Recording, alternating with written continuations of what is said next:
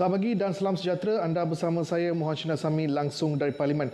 Baik, seperti semalam persidangan Dewan Rakyat dan Dewan Negara akan bersidang secara serentak untuk minggu ini, dan seperti biasa persidangan Dewan Rakyat akan dimulakan dengan waktu pertanyaan menteri sebanyak 3 soalan, diikuti dengan pertanyaan jawab lisan dan seterusnya adalah sesi penggulungan oleh Menteri Kabinet berhubung dengan rancangan Malaysia yang ke-12 yang telah dibahaskan sebelum ini oleh ahli Parlimen. Baik, jika kita lihat waktu pertanyaan menteri sebanyak 3 soalan. Soalan pertama dibangkitkan berkenaan dengan sekuriti tenaga, iaitu ahli Parlimen Bukit Bendera Wong Hun Wai yang meminta menyatakan keadaan energy security atau sekuriti tenaga di Malaysia pada kala berlakunya krisis tenaga global dan apakah hal tuju untuk meningkatkan sekuriti tenaga negara kita.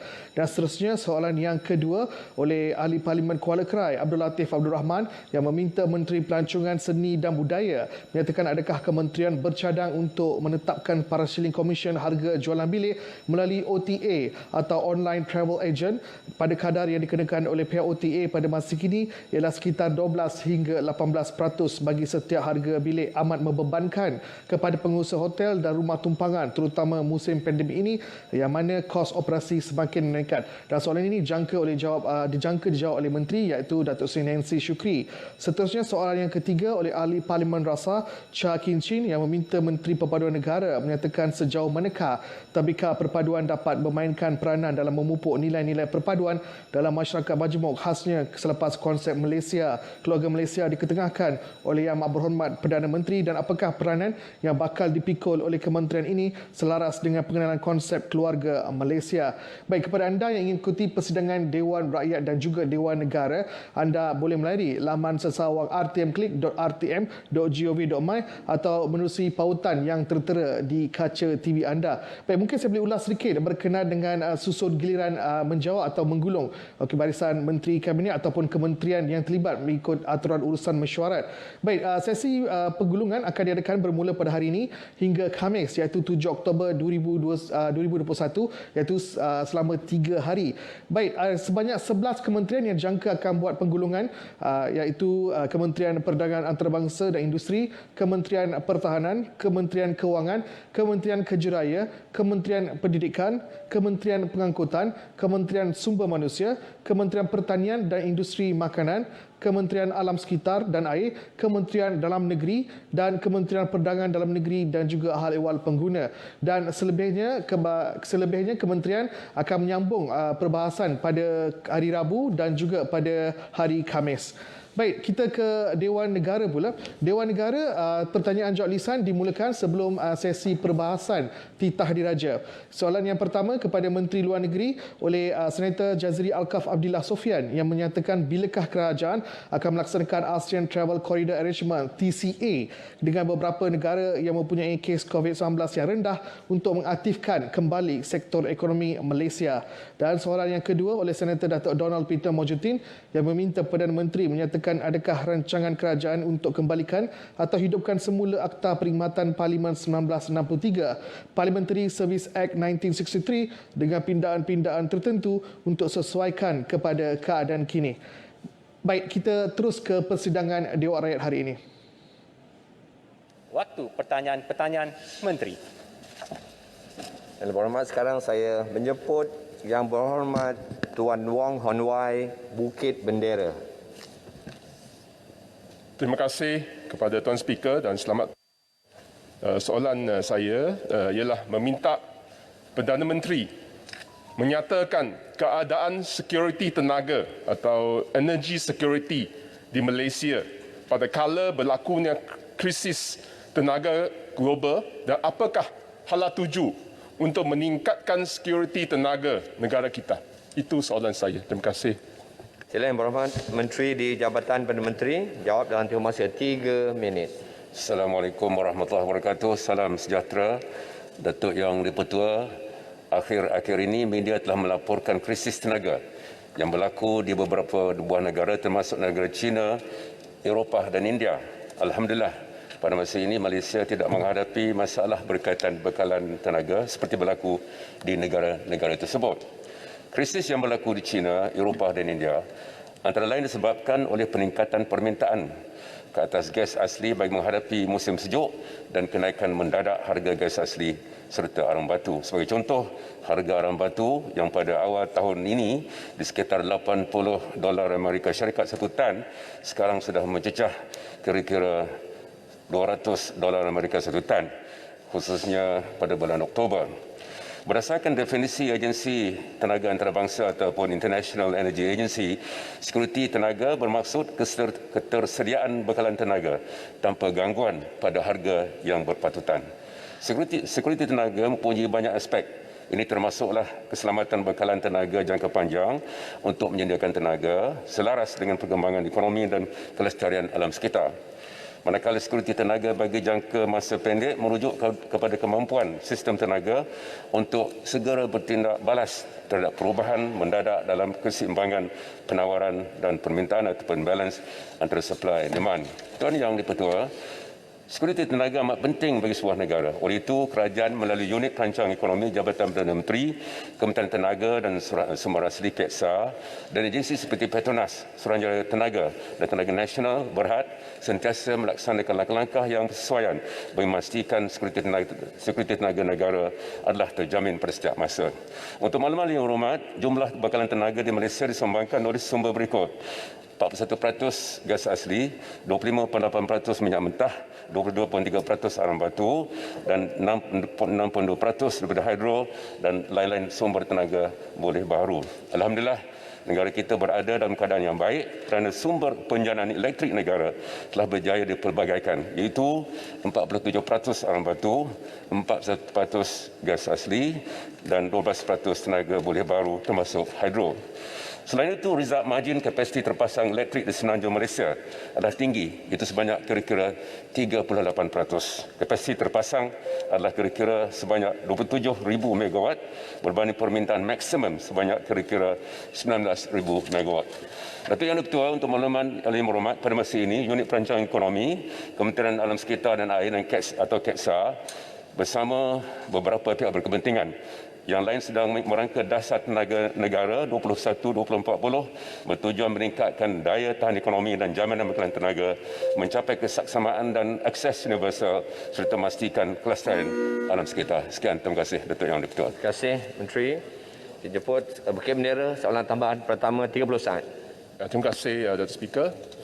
Soalan tambahan saya, memandangkan harga gas asli telah kian meningkat, begitu juga dengan Brent crude oil price telah mencecah $80 per barrel pagi ini, dan Malaysia telah mempunyai energi subsidi dari segi petrol dan diesel, bil yang tinggi dan sekian meningkat setiap tahun. Sama ada program rasionalisasi energi subsidi apakah perancangan rasionalisasi energi subsidi memandangkan bil energi yang subsidi yang semakin tinggi? Dan juga soalan saya, sama ada akan melibatkan ahli parlimen pembangkang untuk perbincangan mengenai pendraftan dasar tenaga negara, memandangkan sebelum ini dasar perhutanan tidak ada pelibatan ahli parlimen pembangkang, dasar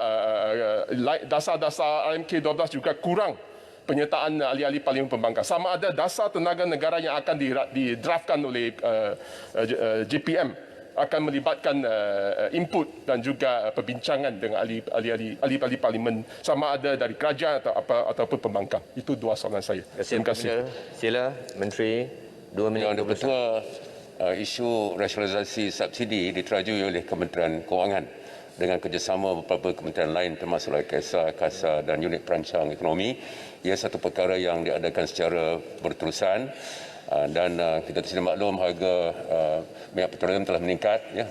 Malam tadi ada mesyuarat OPEC yang saya menyertainya.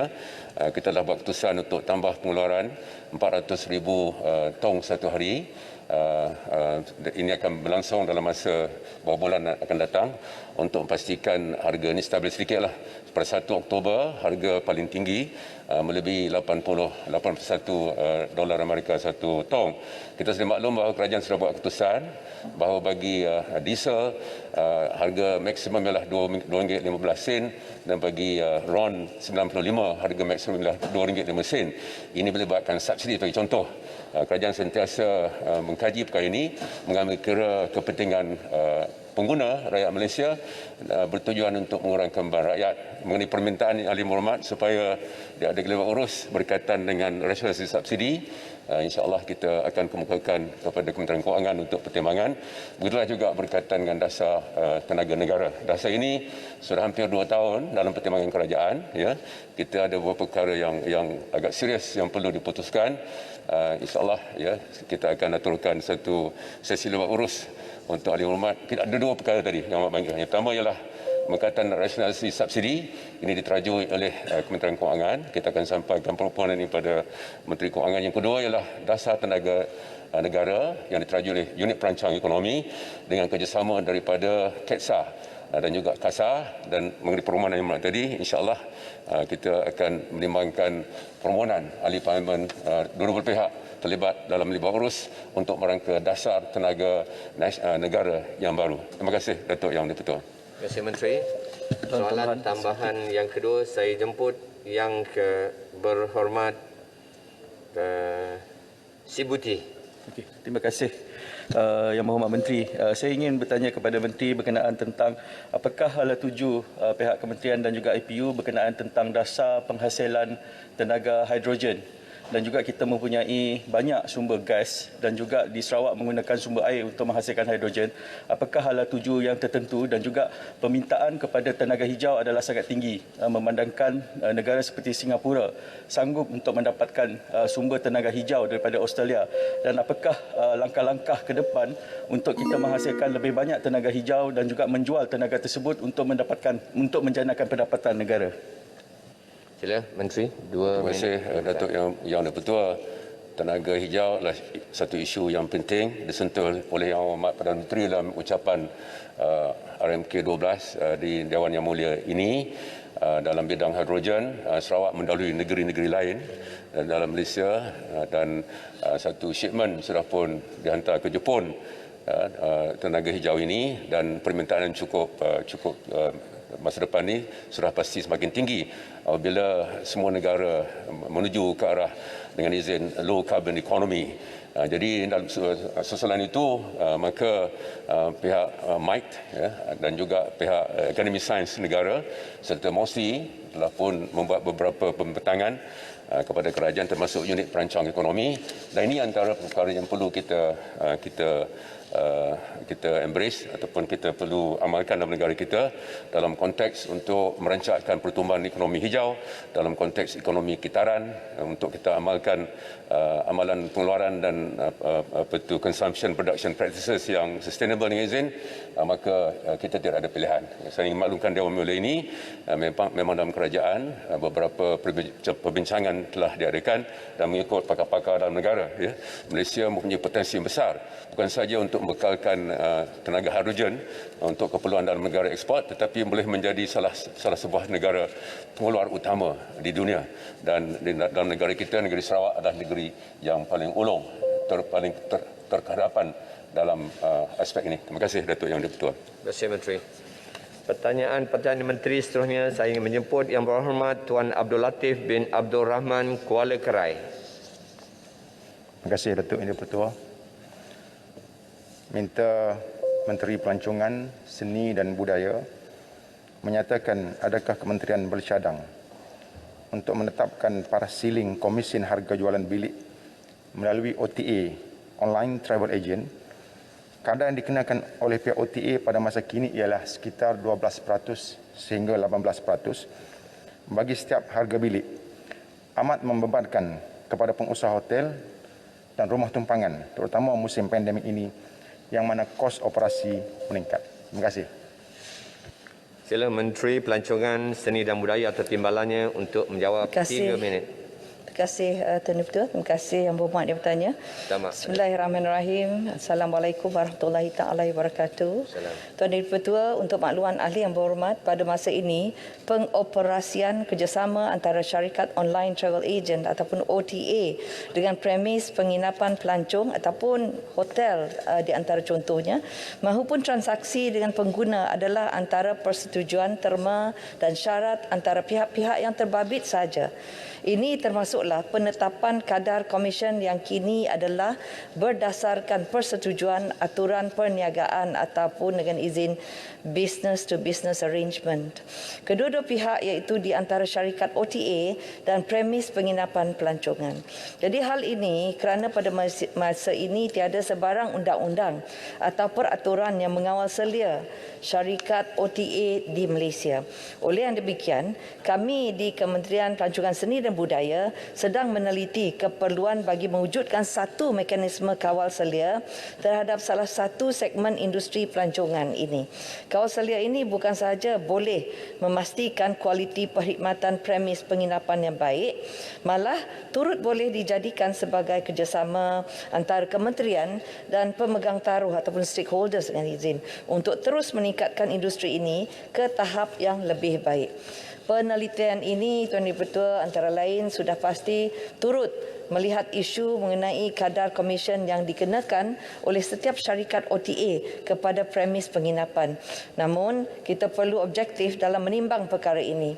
Ini kerana pelbagai faktor perlu diambil kira dalam memutuskan suatu dasar untuk hal ini seperti kuasa pasaran ataupun market forces dengan izin, menyokong pembangunan digitalisasi serta mewujudkan persekitaran perniagaan yang kondusif untuk membolehkan sesebuah syarikat berminat untuk terus beroperasi di Malaysia. Pada masa yang sama, ia bukan hanya menyentuh bidang kuasa MOTAC semata-mata, malah boleh merentasi bidang kuasa kementerian lain seperti Kementerian Perumahan dan Kerjaan Tempatan ataupun KPKT serta Kementerian Perdagangan Dalam Negeri dan Hal Ehwal Pengguna KPDNHEP. Sekian, terima kasih. Terima kasih Menteri. Soalan tambahan yang pertama, sila 30 saat. Boleh keras. Terima kasih Datuk Yang Dipertua. Terima kasih Yang Berhormat Menteri atas jawapan yang telah diberikan. Soalan tambahan ialah memandangkan kementerian masih lagi meneliti mekanisme atau syarat-syarat untuk kawal selia ini, bolehkah pihak kerajaan melalui MOTAC memberikan komitmen bahawa syarat yang membela dan memenangkan pengusaha hotel akan dibuat bagi mengelakkan OTA mengaut keuntungan atas angin yang tinggi? Terima kasih. Sila Menteri. Terima kasih Yang Berhormat. Terima kasih Tuan Ketua. Seperti yang saya sudah terangkan tadi, kita perlu melihat perkara ini dari sudut yang lebih luas. Jika dilihat dari satu sudut, mungkin boleh dikatakan pengusaha premis penginapan pelancongan seolah-olah tidak mendapat manfaat manakala OTA mengaut keuntungan atas angin.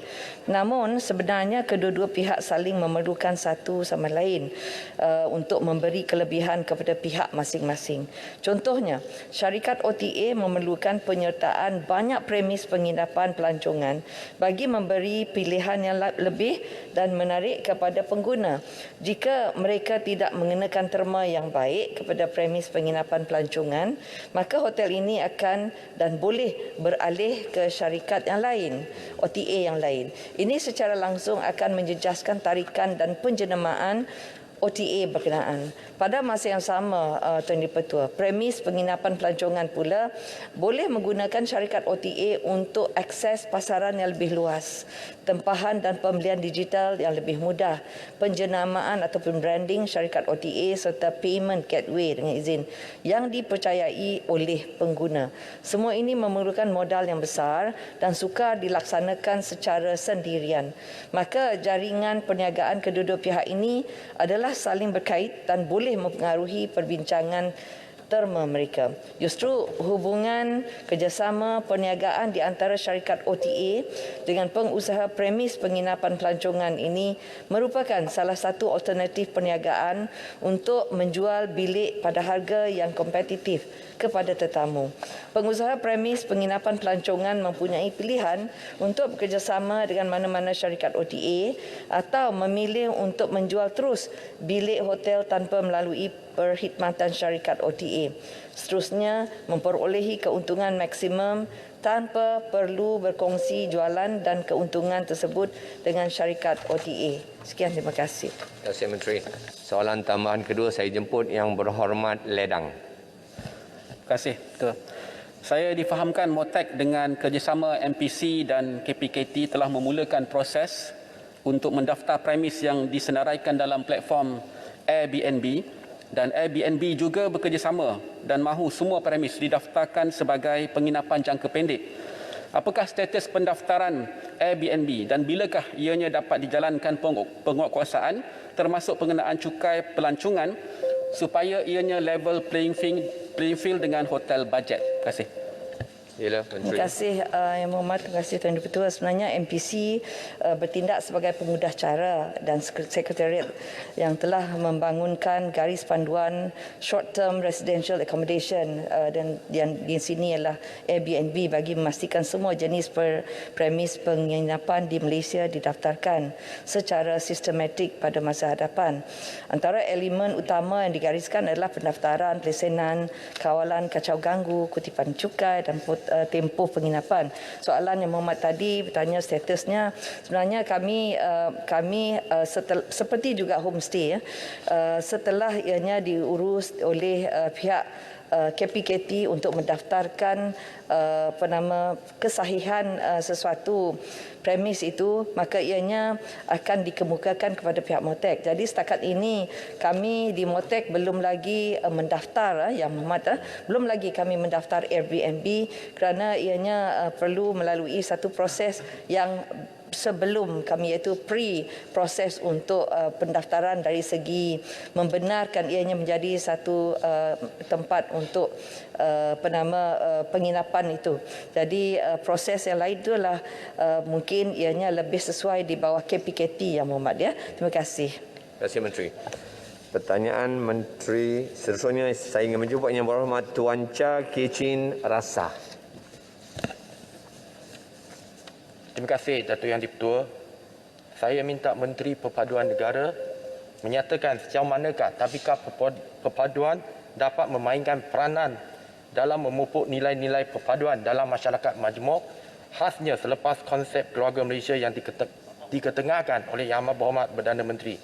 Dan apakah peranan yang bakal dibikul oleh kementerian ini selaras dengan pengenalan konsep keluarga Malaysia? Terima kasih. Sila Menteri Perpaduan Negara menjawabnya, tempoh masa 3 minit. Terima kasih Datuk Yang Dipertua. Saya ucapkan terima kasih kepada Yang Berhormat daripada kawasan Rasa yang bertanyakan soalan berkaitan dengan Tabika Perpaduan. Datuk Yang Dipertua, saya ingin memaklumkan kepada Yang Berhormat Rasa, selaras dengan objektif pertama dalam dasar perpaduan negara Datuk Yang Dipertua, iaitu untuk memperkukuhkan perpaduan dan integrasi nasional berteraskan kepada Perlembagaan Persekutuan dan Rukun Negara, dan juga di bawah rangka tindakan perpaduan negara 2021 hingga 2030. Kementerian Perpaduan Negara Yang Berhormat telah pun mengambil inisiatif membangunkan Pelan Pendidikan Awal Kanak-kanak Tabika bagi tahun Tabika Perpaduan bagi tahun 2021 hingga 2030 yang telah pun kita lancarkan pada 24 hari bulan Julai. Ini pelannya Yang Berhormat. Nanti saya bagi Yang Berhormat satulah pelan ni supaya Yang Berhormat akan lebih fasih dalam bab yang berkaitan dengan Tabika Perpaduan ini. Datuk Yang Dipertua, Pelan Pendidikan Awal Kanak-kanak Tabika Perpaduan bagi tahun 2021-2023 ni 2030 merupakan inisiatif kementerian untuk memberi suntikan nafas baru kepada program pendidikan awal kanak-kanak Tabika Perpaduan. Matlamat pelan ini memperkukuh memantap peranan Tabika Perpaduan sebagai institusi pendidikan awal kanak-kanak untuk menyemai nilai perpaduan dalam pendidikan awal kanak-kanak. Maka dengan itu Datuk Yang Dipertua, bagi mencapai matlamat yang telah pun ditetapkan, Pelan Pendidikan Awal Kanak-kanak Tabika Perpaduan ini menggariskan 6 teras. Yang Berhormat, 1. Memantapkan elemen kenegaraan, perpaduan dan nilai murni dalam kurikulum pengajaran dan juga pembelajaran di Tabika Perpaduan. Kedua, memantapkan kaedah pengajaran dalam pembelajaran. Ketiga, memantapkan profesionalisme dan kepakaran guru tadika perpaduan. Keempat, memantapkan tabik urus pengurusan dan pengoperasian tadika perpaduan. Kelima, mengukuhkan jalinan kerjasama tadika perpaduan dengan komuniti. Dan yang keenam, memperkasakan mekanisme pemantauan dan penilaian pengurusan pengoperasian tadika perpaduan. Dan selain daripada itu, Datuk Yang Di-Pertua, pelan ini juga telah memperkenalkan 4 program baru Yang Berhormat. Pertama, pengajaran modul pendidikan rukun negara. Kedua, pengajaran elemen perpaduan dan nilai-nilai murni. Ketiga, pengajaran pengajaran komunikasi asas bahasa ketiga, iaitu pengajaran asas bahasa Mandarin, bahasa Tamil, bahasa Kadazan dan bahasa Iban akan diperkenalkan di tabika-tabika perpaduan. Dan selain daripada itu, ialah satu mata pelajaran baru juga, pengajaran modul jom urus diri bagi anak-anak kita. Dan kementerian juga mengasaskan buku-buku aktiviti, iaitu buku-buku teks yang telah pun kita cetak dan telah pun diedarkan untuk kita terapkan elemen-elemen perpaduan seperti nilai-nilai murni dan sebagainya yang telah pun saya nyatakan. Terima kasih Datuk Yang Di-Pertua. Terima kasih Menteri. Soalan tambahan pertama, sila Rasa. Terima kasih Yang Berhormat Menteri atas jawapan yang bagi saya nampak perancangan dan kesungguhan daripada kementerian. Cuma saya nak tanya, di bawah pelan pendidikan awal kanak-kanak tabika perpaduan ni, macam mana kita nak meningkatkan kualiti dan profesionalisme guru-guru, sebab saya rasa itu antara elemen yang sangat mustahak untuk kita meningkatkan tabika perpaduan. Dan saya bagi satu contoh pada ketika ini di bawah konsep Malaysia. Satu insiden yang saya rasa saya mohon Yang Berhormat Menteri boleh memberikan sedikit komen yang melibatkan pemain badminton perseorangan wanita kita, Cik Kisona Sewa Durai, yang telah dilemparkan dengan pelbagai tuduhan perkauman baru-baru ini. Untuk makluman, beliau adalah penduduk rasa. Jadi saya ada tanggungjawab asas untuk mengemukakan masalah ini di sini. Sebab saya rasa tuduhan yang dilemparkan terhadap beliau tidak selaras dengan konsep keluarga Malaysia. Dan untuk makluman, beliau bukan saja bertanding untuk mengharumkan nama negara, tetapi disebabkan pergi ke overseas untuk perlawanan antarabangsa, 2 kali beliau dijangkiti COVID-19. Pengorbanan beliau untuk mengharumkan nama negara cukup besar. Jadi saya mohon kementerian, saya percaya Yang Berhormat Menteri setuju dengan saya, penghargaan patut diberikan. Bukan soal beliau menang ke kalah, tetapi soal semangat beliau tersebut wajar untuk seluruh ahli dewan di sini menghargai pengorbanan beliau. Beliau adalah wirawati negara. Minta komen daripada Yang Berhormat Menteri. Terima kasih Datuk Yang Di-Pertua. Sila Menteri jawab. Terima kasih Datuk Yang Di-Pertua. Terima kasih Yang Berhormat Rasa. Steady ya. Saya dah sebut tadi Yang Berhormat, dalam plan 6 teras dalam plan plan pendidikan awal kanak-kanak tabika perpaduan yang saya nyatakan tadi. Antara 6 teras tu Yang Berhormat ialah untuk memantapkan profesionalisme dan kepakaran guru tabika perpaduan. Jadi apa yang kita lakukan Yang Berhormat Datuk Yang Di-Pertua, bagi memastikan supaya pelan kita ni dapat mencapai Yang Berhormat kepada objektif yang kita hasratkan, kualiti dan profesionalisme tenaga pengajar di tabika perpaduan ini dipertingkatkan melalui inisiatif seperti berikut. Yang pertama, kita pastikan supaya semua guru tabika kita mempunyai kelayakan paling minimum, iaitu diploma pendidikan awal kanak-kanak.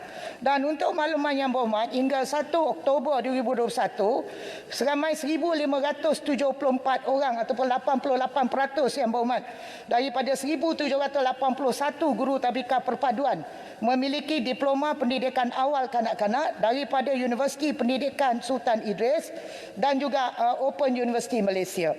Dan manakala bakinya pula Datuk Yang Di-Pertua, sejumlah 207 orang, iaitu 12% guru tadika yang masih belum memiliki kelayakan tersebut kerana tidak dapat memenuhi kepada syarat asas untuk mengikuti diploma pendidikan awal kanak-kanak ini. Jadi untuk kita pastikan supaya 207 orang guru tadika yang tidak dapat menepati kriteria untuk masuk dalam kursus diploma pendidikan awal kanak-kanak, kita letakkan sekurang-kurangnya kelayakan yang setara dengan diploma. Dan Kementerian Perpaduan Negara Datuk Yang di-Pertua telah bekerjasama dengan Universiti Pendidikan Sultan Idris UPSI untuk kita sediakan kursus setara yang kita namakan program pensijilan kompetensi guru tadika perpaduan. Dan saya ada banyak lagi yang kita telah lakukan dan kita harap dengan usaha yang sedang dilakukan oleh pihak kementerian ini akan dapat mencapai kepada hasrat untuk melahirkan pendidik yang berkualiti. Dan menjawab kepada persoalan yang dikemukakan oleh Yang Berhormat tadi berkaitan dengan Kisova Siva Dure. Saya pun baca Yang Berhormat dan saya pada saya komen yang berunsur perkauman ke atas pemain badminton perseorangan negara Kisova ini baru-baru ini sepatutnya dan tidak boleh diterima dalam budaya Malaysia yang berbagai bangsa dan juga agama. Dan sukan Datuk Yang di-Pertua adalah telah lama menjadi tapak integrasi perpaduan yang menyatukan kita semua. Tak kiralah apa bangsa kita, apa kaum kita, apa agama kita. Jadi nasihat saya kepada semua pihak yang ada di luar sana, terutama pengguna-pengguna media sosial ini, supaya mengelaklah, jangan bangkitkan api kemarahan, api perkauman. Elak daripada menggunakan kata-kata yang boleh menghiris hati dan juga perasaan kaum yang lain demi kita menjaga perpaduan dan juga keharmonian keluarga besar kita iaitu keluarga Malaysia. Terima kasih, Muhammad. Papar. Terima kasih, Mas. Segambut. Terima kasih, Mas. Pertanyaan tambahan yang kedua saya jemput Yang Berhormat Pasimas. Terima kasih, Mas. Terima kasih, Yang Di-Pertua. Saya fikir yang komen nakal-nakal seperti disebut oleh Rasah tadi patut dihantar ke Tadika Perpaduan semula. Muhammad Menteri, soalan saya berdasarkan kepada petanda-petanda dalam bancian 2020 yang mengunjurkan daripada 30 juta rakyat Malaysia, kaum Bumiputera mewakili 69.8%. Manakala kaum Cina 24%, India 68%. Kaum Melayu menunjukkan pertumbuhan peratusan tahunan yang besar, manakala kaum Cina menurun dan kaum India mendata. Dianggarkan 30-40 tahun akan datang, rakyat Malaysia akan berubah, majoritinya Melayu mewakili 82%. Ini unjuran. Dalam situasi majority rule and minority right, dalam apa jua keadaan sekalipun, sudah tentu majoriti yang matang akan tetap menghargai kewujudan kaum minoriti. Apa strategi Kementerian Perpaduan Negara dalam menghadapi perubahan demografi ini yang mengakibatkan berubahnya majoriti dan minoriti dalam kita terus meraihkan perpaduan? Adakah ia merupakan satu ancaman terhadap perpaduan? Terima kasih. Sila Menteri, 2 minit 30 saat. Datuk Yang di-Pertua, soalan asal ialah tentang tadika perpaduan. Tadika perpaduan. Jadi jawab soalan Yang Berhormat ni dah jauh sikit lah. Dah jauh sikit. Dia dah pada jalan yang lain. Saya ingin memaklumkan Yang Berhormat Datuk Yang di-Pertua, apa saja yang sedang berlaku di peringkat Kementerian Perpaduan Negara. Kementerian sedang merangka satu pelan tindakan iaitu Pelan Perpaduan Rakyat Malaysia. Dan dalam pada itu juga Datuk Yang di-Pertua, Kementerian sedang menjalankan satu kajian yang berkaitan dengan isu-isu yang sedang berlaku berdasarkan kepada indikator-indikator yang ada untuk kita bangunkan satu indeks perpaduan nasional yang sedang kita jalankan, Yang Berhormat, dan mudah-mudahan dengan adanya kajian ke atas indeks perpaduan nasional ini, selain daripada perancangan kepada pelaksanaan Pelan Perpaduan Keluarga Malaysia, kita akan dapat bersama-sama memainkan peranan supaya dia menjadi tanggungjawab bersama untuk kita terus mengharmonikan perpaduan itu dan dia juga menjadi tanggungjawab kepada Yang Berhormat. Terima kasih, Datuk Yang di-Pertua. Terima kasih, Menteri. Segambut. Soalan tambahan. Pertanyaan Menteri hanya 2 soalan saja. Minta maaf, Ahli Yang Berhormat. Ahli Yang Berhormat, sekarang tamatlah sesi untuk waktu pertanyaan-pertanyaan Menteri pada hari ini. Terima kasih, Ahli Yang Berhormat. Pertanyaan-pertanyaan bagi jawab lisan. Sekarang saya jemput Yang Berhormat Datuk Haji Muhammad Fasya bin Haji Muhammad Faqih Sabak Bernam. Bismillahirrahmanirrahim. Assalamualaikum warahmatullahi wabarakatuh. Soalan Sabak Bernam nombor 1. Sila Menteri Pengajian Tinggi menjawabnya. 3 minit. Terima kasih Tuan Yang di-Pertua. Saya nak ucapkan terima kasih juga kepada Yang Berhormat daripada Sabak Bernam. Tuan Yang di-Pertua, Berdasarkan kajian pengesanan graduan yang dilaksanakan oleh Kementerian Pengajian Tinggi, pada tahun 2020 kadar kebolehpasaran graduan adalah pada 84.4%, menurun sebanyak 1.8% berbanding tahun 2019 iaitu pada kadar 86.2%. Sebagai usaha untuk meningkatkan daya saing graduan di pasaran pekerjaan, Kementerian telah melaksanakan beberapa langkah, antaranya: yang pertama, melaksanakan program latihan berbentuk reskilling dan upskilling.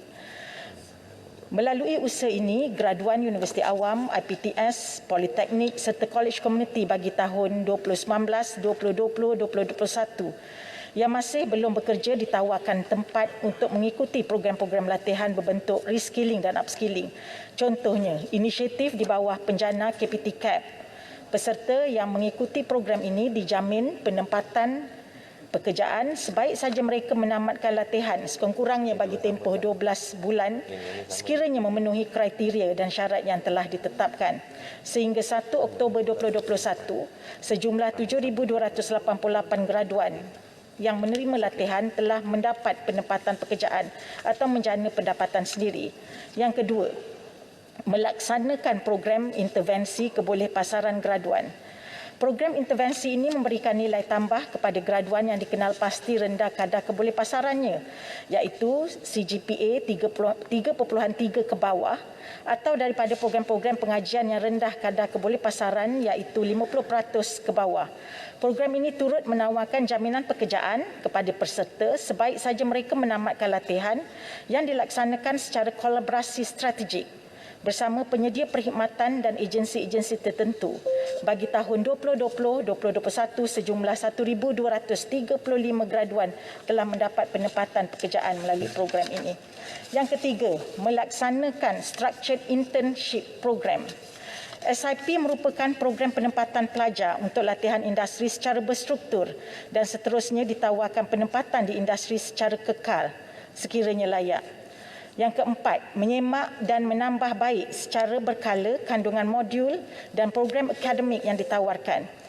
Di sini kementerian menekankan agar program pengajian serta kandungan kursus pengajian hendaklah sentiasa disemak secara berkala oleh institusi pengajian tinggi berkaitan. Saringan dilaksanakan bersama beberapa agensi dan jabatan seperti Jabatan Perkhidmatan Awam, Jabatan Perangkaan Malaysia, Institut Maklumat dan Analisis Pasaran Buruh, Talent Corp, Malaysia Investment Development Authority, Badan Profesional dan sebagainya bagi memastikan program akademik yang ditawarkan oleh IPT adalah sejajar dengan dengan keperluan guna tenaga negara serta memenuhi kehendak industri.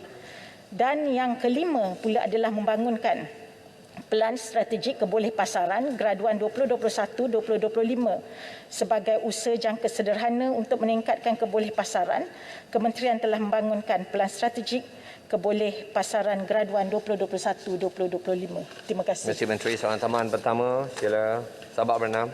Terima kasih kepada Yang Berhormat Menteri yang telah memberikan jawapan sebentar tadi, dan nampaknya pengajian tinggi berusaha bersungguh-sungguh. Walau bagaimanapun, kita masih lagi ramai graduan-graduan yang di luar sana menganggur, dan saya lihat mungkin kursus-kursus yang diadakan di kementerian ataupun di pihak swasta kadang-kadang tidak memenuhi kepada pasaran kerja. Dan saya nak bertanya kepada pihak menteri, setakat manakah kerajaan telah menyediakan kemahiran digital dan juga kemahiran usahawan kepada graduan-graduan lepasan, dan juga adakah usaha untuk menetapkan kadar allowance minimum untuk pelajar yang praktikal sama ada di sektor swasta ataupun di sektor awam. Sekian, terima kasih. Terima kasih Sabak Bernam. Sila Menteri, 1 minit. Terima kasih di atas soalan tambahan berkenaan mengenai penyediaan graduan dengan kemahiran digital. IPT ada integrasikan kursus berkaitan ICT dengan program-program pengajian sedia ada seperti yang berkaitan dengan data science, bioinfografik, literasi dan sebagainya. Dan selain daripada itu, ianya bertujuan untuk agar pelajar ini dapat menguasai kemahiran ICT berkenaan. Dan yang keduanya pula, apa yang dilaksanakan oleh kementerian adalah menjalankan kolaborasi dengan penubuhan ataupun Pertubuhan Keselamatan Sosial PKSO dan Microsoft. Yang ini untuk melaksanakan program Microsoft Global Skills Initiative, Digital Skills for Tomorrow's Job. Dan inisiatif ini kita tengok dapat menyediakan tempat kepada hampir 25,000 pelajar dan graduan dalam meningkatkan kemahiran digital mereka. Dan saya juga nak maklumkan terdapat kerjasama dengan Shopee yang dilaksanakan oleh kementerian melalui program Mohi Shopee Siswa Mall, di mana ia mensasarkan 12,000 orang graduan dilatih dengan kemahiran digital. Dan mengenai kadar allowance minimum pula, sebenarnya saya nak maklumkan bahawa latihan industri ini tertakluk pada dasar latihan industri negara, dan pelajar berhak untuk membuat pilihan penempatan praktikal swasta yang bersesuaian, termasuk memilih majikan yang memberi allowance dengan pemantauan pensyarah institusi masing-masing. Bagi latihan praktikal di agensi kerajaan pula yang berhormat, Surat Edaran JPA bilangan 10 mengenai allowance latihan amali pelajar institusi pengajian tinggi di agensi kerajaan ada menyatakan bahawa pelajar sedang menjalani latihan praktikal dibenarkan menerima bayaran allowance sebanyak RM15 sehari untuk tempoh maksimum 3 bulan. Dan walau bagaimanapun, kita di peringkat kementerian kita untuk bajet yang akan datang, kita ada memohon peruntukan tambahan daripada Kementerian Keuangan dengan anggaran lebih kurang 450 juta yang berhormat Menteri Keuangan melalui belanjawan 2022 untuk pelajar yang mengikuti semua latihan industri bagi tahun 2022, dan saya harap dapat dipersetujukan oleh Kementerian Keuangan. Terima kasih. Terima kasih Menteri. Orang Serai. Saya jemput yang berhormat Pematang Pauh. Aduh. Terima kasih Speaker. Soalan susulan saya yang berhormat Menteri, sejak RMK 11 lagi isu ketidakpadanan pasaran buruh ini menjadi masalah yang dihadapi oleh kita. 83 minggu telah berlalu dengan 1,265 institusi TVET ditutup, dan TVET ini sebahagian daripada keperluan industri. Dan laporan Ketua Audit juga menegur bahawa wujudnya fragmentasi terlalu banyak kementerian yang mengawal selia TVET, maka akhirnya perlu ada usaha untuk menyatukan kesemua program dan akreditasi. Yang berhormat ada mengumumkan usaha dalam ke arah ini, tapi saya juga ingin menanya, kenapakah yang berhormat Perdana Menteri juga mengatakan bahawa program upskilling dan reskilling akan diletakkan di bawah Kementerian Sumber Manusia, dan apakah sebenarnya perancangan ke depan berkait dengan penyatuan akreditasi? Adakah kita akan adakan satu suruhanjaya berkait dengan hal ini? Terima kasih Speaker. Terima kasih Pematang Pauh. Sila Menteri, 1 minit. Terima kasih saya ucapkan kepada yang berhormat daripada Pematang Pauh. KPT adalah sekretariat kepada Majlis TVET Negara. Majlis TVET Negara telah ditubuhkan dan telah mesyuarat kali pertama telah dipengusikan oleh Yang Amat Berhormat Perdana Menteri Pago sebelum ini. Dan majlis ini merupakan satu badan tertinggi pembuat keputusan berkaitan hala tuju TVET negara dan berperanan untuk menambah baik penyelarasan ekosistem TVET dengan sokongan padu daripada semua pihak. Kalau tak salah saya ada 11 kementerian yang berkait rapat dengan majlis TVET dan disertai oleh para akademik dan peneraju industri. Mesyuarat kedua saya nak maklumkan akan dipengusikan oleh Yang Amat Berhormat Perdana Menteri pada awal November. Dan mengenai soalan tadi yang berhormat menyatakan bahawa di dalam ada satu paper yang akan dibawa di dalam mesyuarat majlis TVET yang akan datang, di mana sistem penarafan merentasi institusi TVET awam dan swasta ini akan diharmonikan oleh pihak kerajaan, dan Saya juga paper itu akan dibentangkan oleh Kementerian Sumber Manusia dan insya-Allah perbincangan lanjut akan dibincangkan di dalam mesyuarat tersebut. Terima kasih Yang Berhormat. Terima kasih Menteri. Boleh satu lagi? Saya nak teruskan sebab panjang masa lah kita berikan. Masa graduan, keboleh pasaran graduan ni Speaker, kalau boleh sikit. Pendek aja. 30 saat. 30 saat silakan. Terima kasih. Yang Berhormat Menteri, keboleh pasaran graduan sangat bergantung pada kualiti graduan yang dilahirkan oleh universiti. Jadi, kepimpinan dan halatu universiti itu sangat penting. Peranan ini dimainkan oleh lembaga pengarah universiti. Bolehkah Yang Berhormat Menteri terangkan rasional pelantikan seorang anak muda umur 20-an, Danesh Raj Nagarajan, sebagai lembaga pengarah Universiti Malaya? Bagaimana dia boleh membantu reputasi dan juga keyakinan pemegang taruh terhadap universiti tertua di negara kita ini. Terima kasih. Terima kasih. William. Silakan. Terima kasih Yang Berhormat. Lantikan beliau adalah berdasarkan bahawa involvement dia selaku alumni di universiti berkenaan dan inilah masa yang paling sesuai untuk kita memberi kepercayaan kepada orang muda terutamanya di dalam peranan mereka sebagai salah satu daripada LPU di Universiti Awam. Terima kasih. Terima kasih Menteri. Pertanyaan jawab lisan seterusnya saya ingin menjemput Yang Berhormat Tuan Lim Guan Eng, Bagan. Terima kasih Tuan Ketua. Soalan nombor 2. Silakan Menteri Kewangan, 3 minit. Terima kasih Datuk Yang Ketua. Untuk makluman ahli Yang Berhormat Bagan, kerajaan telah mengambil langkah proaktif dan segera untuk menangani krisis COVID-19, terutamanya dalam memenuhi keperluan sistem kesihatan awam, membantu rakyat yang terjejas dan menyokong kelangsungan perniagaan. Pada tahun 2019, Yang Berhormat Bagan telah membentangkan Belanjawan 2020 dengan peruntukan sebanyak RM297 bilion, di mana sasaran defisit adalah sebanyak 3.2% daripada KDNK. Walau bagaimanapun, susulan penularan wabak COVID-19, kerajaan telah meningkatkan perbelanjaan kepada RM314 bilion pada tahun tersebut, menyebabkan defisit meningkat kepada 6.2%.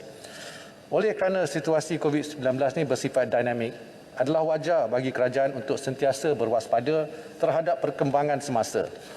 Berdasarkan Belanjawan 2021, unjuran defisit adalah 5.4%. Namun, kerajaan telah mengambil pendirian Dasar Fiskal yang mengembang atau dengan izin Expansionary Fiscal Policy dalam mengatasi krisis COVID-19.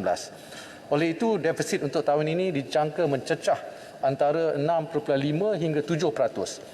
Setakat 15 September, jumlah peruntukan sebanyak RM322.5 bilion di bawah Belanjawan 2021 sejumlah RM216 bilion atau lebih daripada 66% telah dibelanjakan seperti yang dirancang. Di samping Belanjawan 2021, kerajaan juga telah mengumumkan 8 pakej bantuan dan rangsangan ekonomi bernilai RM530 bilion yang berangkumi kedua-dua langkah fiskal dan juga bukan fiskal. Melalui pemantauan, setakat 24 September 2021, lebih dari RM330 bilion atau lebih kurang 62% telah dilaksanakan memanfaatkan 20 juta rakyat dan 2.4 juta perniagaan. Bagi menampung suntikan fiskal tambahan khusus untuk menangani krisis COVID-19, kerajaan telah membiayai langkah pakej-pakej ini melalui kumpulan wang COVID-19.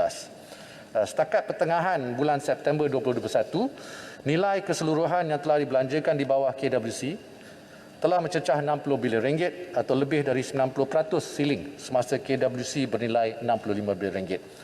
Jadi mengambil kira keperluan tambahan, kerajaan akan membentangkan dalam Dewan untuk meningkatkan lagi had siling KWC dari 65 kepada 110 bilion ringgit. Ini bertujuan untuk membiayai bantuan dan sokongan tambahan bagi tahun ini dan selanjutnya. Untuk maklumat ahli Yang Berhormat Bagan, dari segi bantuan tunai langsung kepada rakyat, kerajaan telah menyediakan peruntukan sebanyak RM33 bilion dan untuk bagi bantuan tunai kepada perniagaan, khususnya golongan usahawan mikro dan PKS, kerajaan telah menyediakan peruntukan hampir RM30 bilion. Jadi dari segi keberkesanan pakej dan langkah berkenaan, trend pemulihan ekonomi dapat dilihat di mana ekonomi negara telah berkembang sebanyak 7.1% pada separuh pertama tahun 2021 berbanding dengan penguncupan sebanyak 8.4% pada tempoh yang sama pada tahun 2020. Terima kasih Yang Berhormat. Yalah, Bagan. Soalan tambahan pertama. Terima kasih Datuk Yang Betul. Terima kasih kepada Yang Berhormat Menteri yang telah memberikan jawapan tadi. Saya ingin tanya Yang Berhormat Menteri, memandangkan bahawa 63 bilion ringgit bantuan tunai secara langsung telah pun dihulurkan, tapi nampaknya tidak dapat membolehkan ekonomi pulih ke normal, iaitu ke tahap 2019. Dan kenyataan ini dibuat oleh mantan Perdana Menteri bahawa kerajaan sudah tidak ada wang.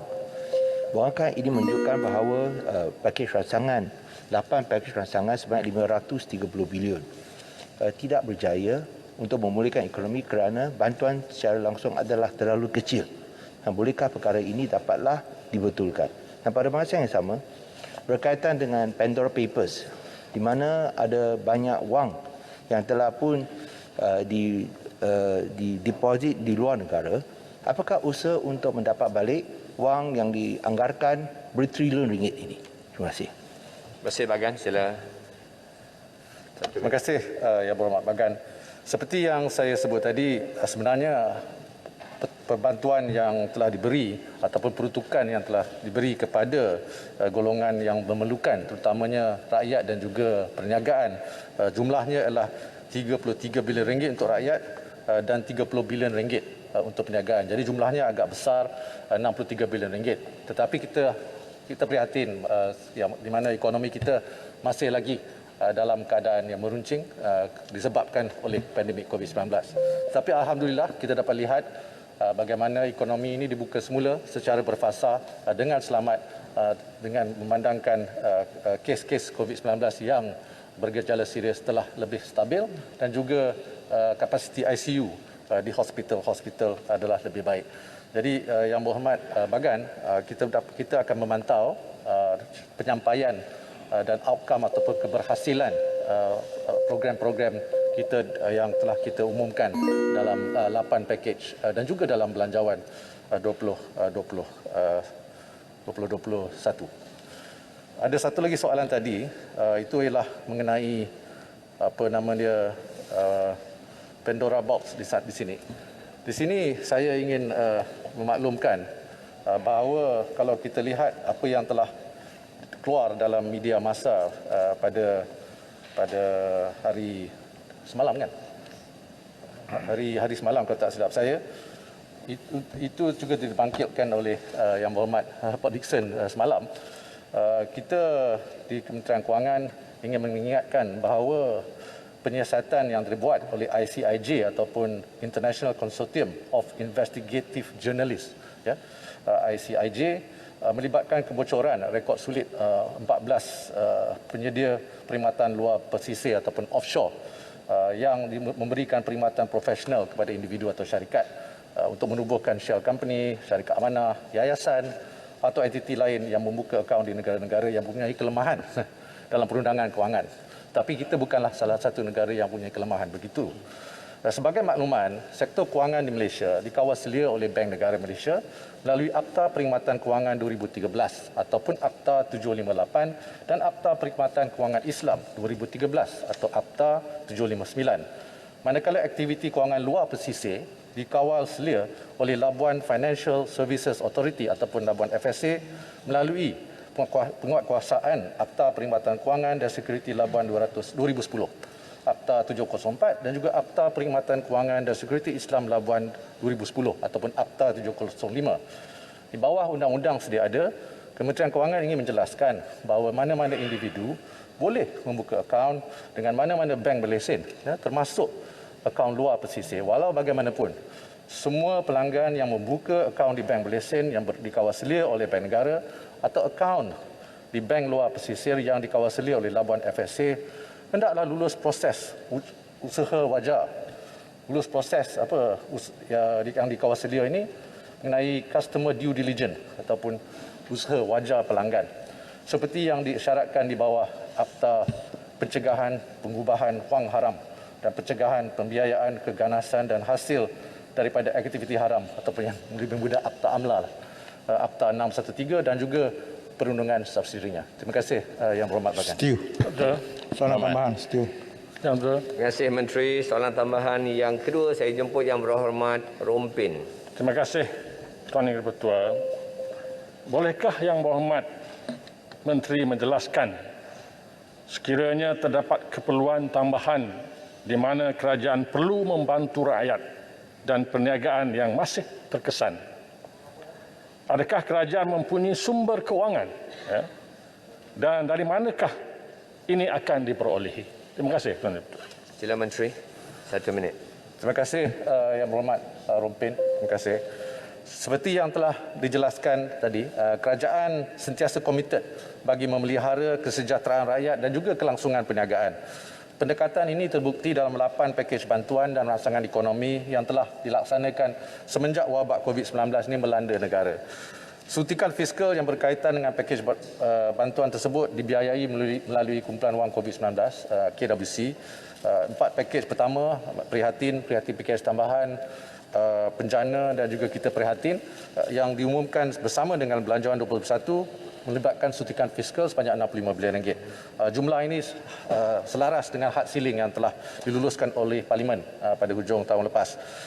Mengambil kira keperluan bantuan yang diumumkan pada tahun 2021 serta keperluan tambahan yang untuk membantu rakyat dan menyokong kelangsungan perniagaan, kerajaan akan membentangkan pindaan kepada Akta Langkah Sementara Pembiayaan Kerajaan Penyakit COVID-19. Kita nak tingkatkan had ceiling ni daripada 65 kepada RM110 bilion dan juga meningkatkan had hutang statutory kerajaan daripada 60 kepada 65% daripada KDNK.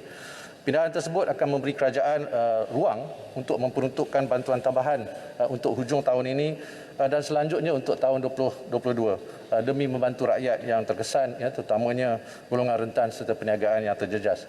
Terima kasih Yang Berhormat Rompin dan juga Yang Di-Pertua. Terima kasih Menteri. Yang Di-Pertua, setuju sikit. Saya ingin teruskan sebab panjang masa sikit berikan. je. Saya ingin menjemput seterusnya Yang Berhormat Tuan Haji Wan Hassan bin Muhammad Ramli Dungun. Terima kasih Datuk Yang Di-Pertua. Soalan nombor 3. Sila Menteri Pengangkutan jawab. 3 minit.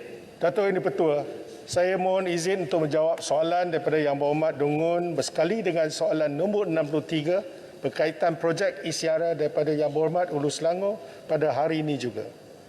Kementerian Pengangkutan amat komited untuk memastikan projek isyara ini dilaksanakan mengikut jadual dan dapat dinikmati oleh segenap lapisan masyarakat secepat mungkin. Komitmen ini dibuktikan apabila sehingga 31 Ogos 2021 pembinaan keseluruhan projek ini telah mencapai kemajuan sebenar sebanyak 23.96% berbanding jadual sebanyak 25%, iaitu sedikit lewat daripada jadual iaitu sebanyak 1.04% akibat daripada pelaksanaan PKP. Bagi Seksyen A, iaitu dari Kota Baru ke Dungun, skim kereta api telah diluluskan pada 14 Mei 2020 merangkumi pembinaan 6 buah stesen iaitu Kota Baru, Pasir Putih, Jertih, Bandar Permaisuri, Kuala Terengganu dan Dungun. Kelulusan ini adalah bertepatan dengan program kerja penyediaan tapak yang telah dilaksanakan bermula pertengahan tahun 2020.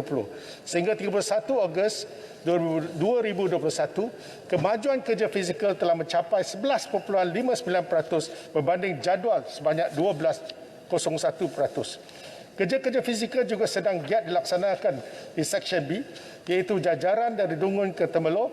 Sejak disambung semula pada Julai 2019, kemajuan kerja fizikal di Seksyen ini telah mencapai 28.04% berbanding jadual sebanyak 26.9%, merangkumi kerja-kerja tanah, pembinaan terowong di Dungun, Paka dan Kuantan.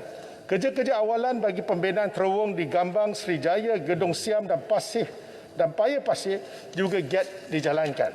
Bagi Seksyen C, iaitu dari Temerloh ke Pelabuhan Kelang, kerajaan mengkaji jajaran terbaik bagi memastikan isyara memberi impak ekonomi yang maksimah. Jajaran yang terbaik dan memberi impak maksimah kepada rakyat seperti yang telah diumumkan pada 5 April 2021. Dalam hal ini adalah penting ECRL dipastikan tersambung secara strategik dan jaringan logistik real kebangsaan. Kelebihan logistik ini akan dicapai tanpa mengurangkan kualiti perkhidmatan penumpang sekaligus menjadikan ECR sebagai pembangkit ekonomi.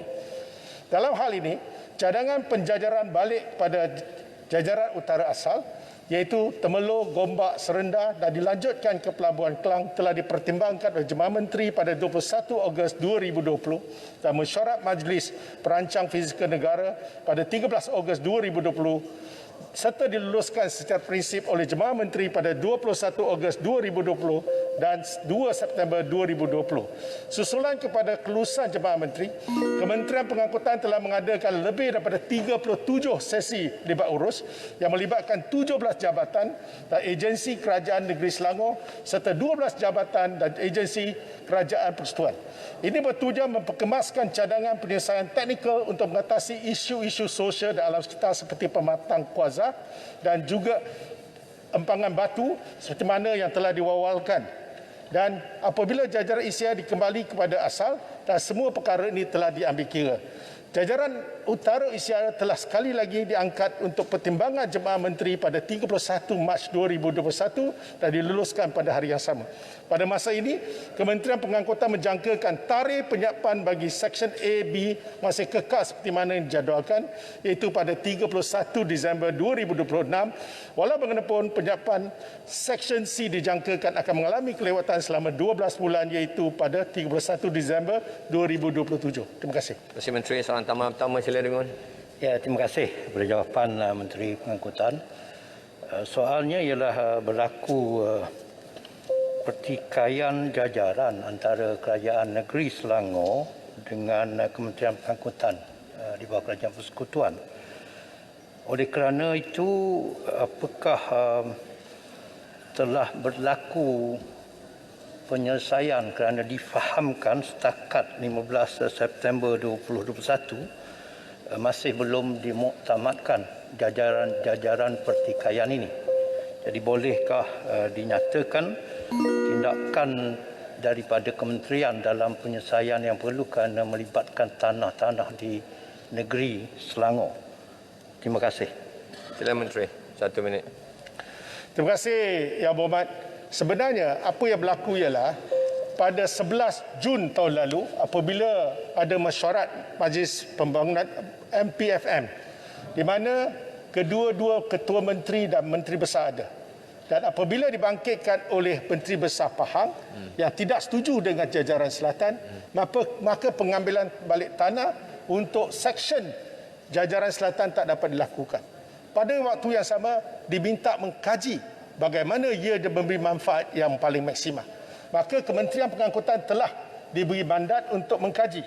Dan sebab itulah pada 13 Ogos sekali lagi dibincangkan sesama ahli-ahli majlis iaitu MPFM dan telah diputuskan pada masa itu dan sejak Jun tahun lalu kita telah mengadakan engagement seperti mana yang saya katakan 37 kali sesi libat urus. Saya sendiri telah berjumpa dengan pihak kerajaan negeri dan kita juga menyelesaikan semua masalah pematang kuasa. Dulu kata melalui pematang kuasa merosakkan alam sekitar. Perkara ini dah selesai. Empangan batu dulu terlalu dekat 200 meter dan sekarang telah dianjak ke satu jarak 2.2 km dan dibuat terowong dan ini juga telah diselesaikan. Ya, jadi masalah-masalah seperti mana yang diuraikan termasuk pengambilan balik tanah melibatkan tempat-tempat orang asli kalau berbandingkan dengan jajaran selatan lebih banyak dan kesemua ini telah diuruskan dengan baik dan apabila segala perkara ini telah dibawa bentang kepada kerajaan negeri dan sehingga sekarang kerajaan negeri belum lagi diputuskan dalam MTES ataupun Exco. Tetapi memandangkan kontrak itu berjalan, kita kena teruskan, maka kita bawa kepada Jemaah Menteri. Kita mempertimbangkan.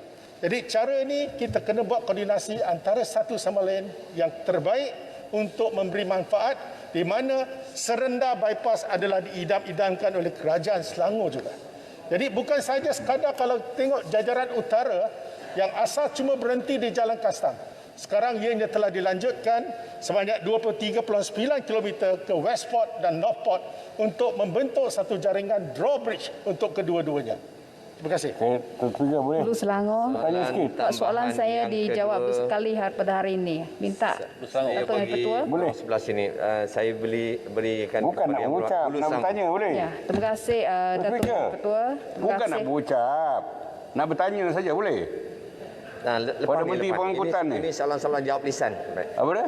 Ini sesi soalan-soalan jawab lisan. Jawab Tidak ada lisan. kesalahan. Saya bagi Boleh Hulu Selangor bertanya. dulu. Saya bertanya pun secara lisan. Boleh. Bagi saya pulang Hulu Selangor dulu. Ha? Saya beri kepada Hulu Selangor dulu. Sila Dia Hulu berkenaan dengan pengangkutan ni. Tak, lepas ni. Pengangkutan ni, saya ucap terima kasih lah pada Menteri. Tapi saya nak tanya satu, penyertaan kontraktor Bumi Putera dalam projek itu tidak ada. Tidak ada. Tolong tengok. Menteri jangan syok je.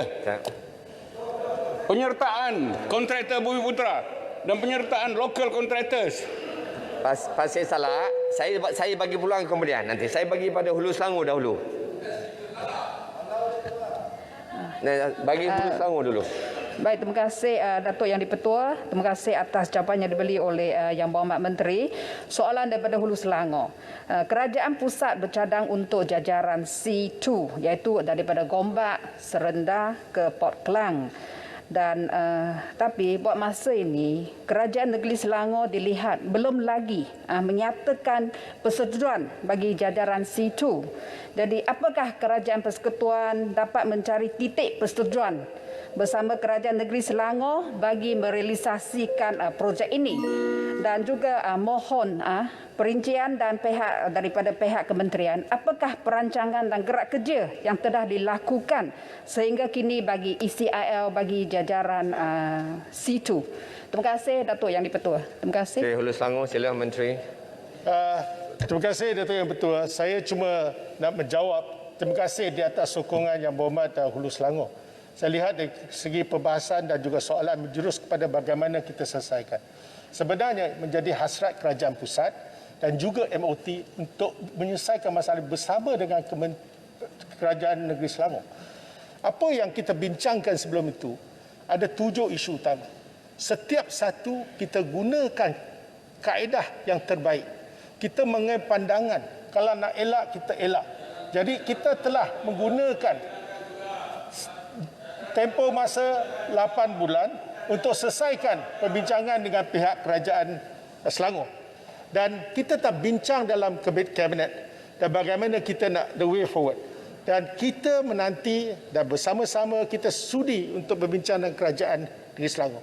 Kerana saya dapati satu titik persamaan yang ada ialah kita nak merealisasikan projek Serenda Bypass.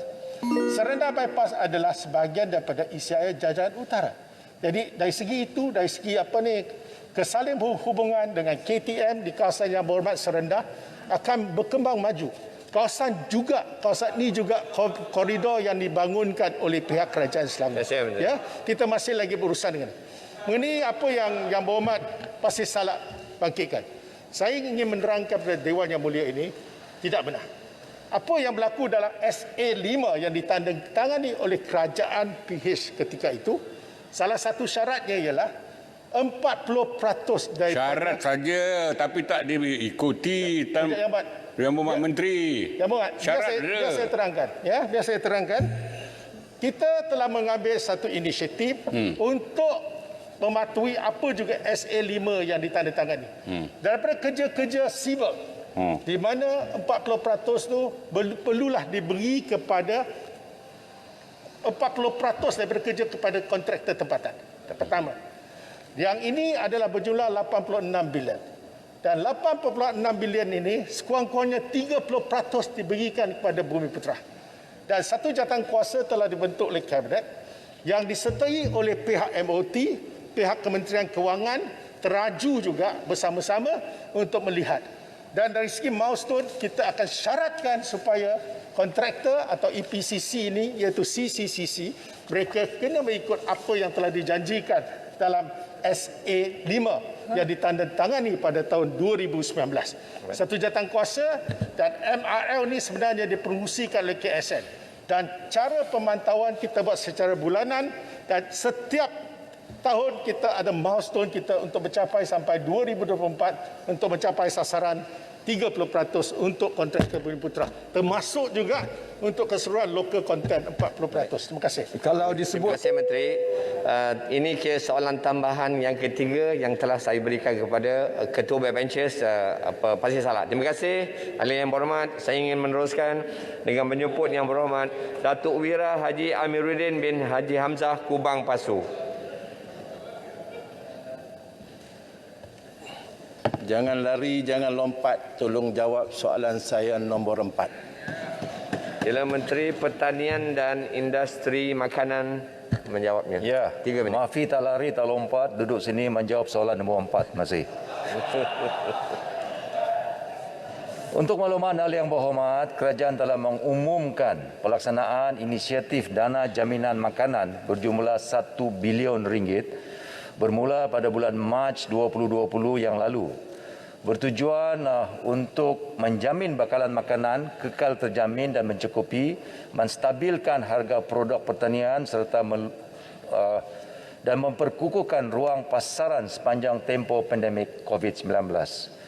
Pelaksanaan DJM ini merangkumi 4 fasa pelaksanaan yang disesuaikan dengan pelaksanaan Pelan Pemulihan Negara, iaitu Prihatin 2020 sebanyak 190 juta ringgit, Penjana 2020 sebanyak 227.37 juta ringgit, Penjana 2021 150 juta ringgit, di pakej inisiatif dana jaminan makanan 2021 sebanyak 338 juta ringgit, menjadikan keseluruhan dana jaminan makanan adalah sebanyak ringgit Malaysia 905.3 juta ringgit. Untuk makluman ahli yang berhormat, sehingga 30 September 2021, bagi pelaksanaan program-program di bawah pakej DJM tahun 2020 sebanyak 378.18 juta ringgit daripada 417.3 juta ringgit, iaitu bersamaan 90.6% telah pun dibelanjakan. Manakala bagi program-program di bawah pakej DJM tahun 2021 yang berjumlah 488 juta ringgit, program-program ini sedang dalam peringkat pelaksanaan dan sebanyak 260.65 juta ringgit bersamaan 53.41% telah pun dibelanjakan. Bagi peruntukan ini jangka akan selesai dibelanjakan menjelang penghujung tahun ini. Pelaksanaan DJM ini merupakan pelengkap kepada pelbagai subsidi, insentif dan bantuan yang disediakan di bawah MAFI kepada golongan sasar, iaitu pesawat, petani, penternak, nelayan dan pengusaha pertanian. Bagi pelaksanaan tahun 2020, seramai 198,000 individu ataupun persatuan telah menerima bantuan di bawah pakej Prihatin 2020, manakala 32,000 individu dan persatuan telah menerima pakej bantuan secara langsung di bawah pakej Penjana 2020. Penerima manfaat ini dijangka akan meningkat setelah pelaksanaan inisiatif DJM selesai sepenuhnya. Antara inisiatif-inisiatif di bawah pakej Prihatin 2020 adalah jaminan bekalan makanan, subsidi padi huma, padi bukit yang memberi manfaat kepada 41,435 pesawat, program bekalan ikan segar dan ikan beku yang memberi manfaat kepada 87,713 nelayan, dan dana pertubuhan nelayan kawasan PNK dan dana khas pertubuhan peladang kawasan PPK yang masing-masing memberi manfaat kepada 103 PNK dan 31,565 persatuan dan peserta. Manakala inisiatif di bawah pakej Penjana 2020 termasuk projek pertanian, bandar, komuniti yang memberi manfaat kepada 14,150 orang peserta, program mobiliti tenaga kerja dalam sektor agromakanan yang memberi manfaat kepada 3,576 peserta, dan 16,140 usahawan mikro telah mendapat manfaat melalui skim pembiayaan mikrokredit agromakanan. Sekian, terima kasih. Terima kasih Menteri. Sila Kubang Pasu, soalan tambahan. Terima kasih Menteri. Dari jawapan yang diberikan, saya kira ini lebih kurang perbelanjaan pembangunan ataupun belanja mengurus yang biasa dilakukan oleh MAFI setiap tahun. Contohnya subsidi kepada penanaman padi huma dan yang lain. Dan bukannya suatu dana yang khas diberikan untuk memastikan apabila negara dilanda dengan pandemik COVID ini, kita dapat buat sesuatu untuk memastikan availability dan affordability of makanan itu dapat dijaga dengan baik.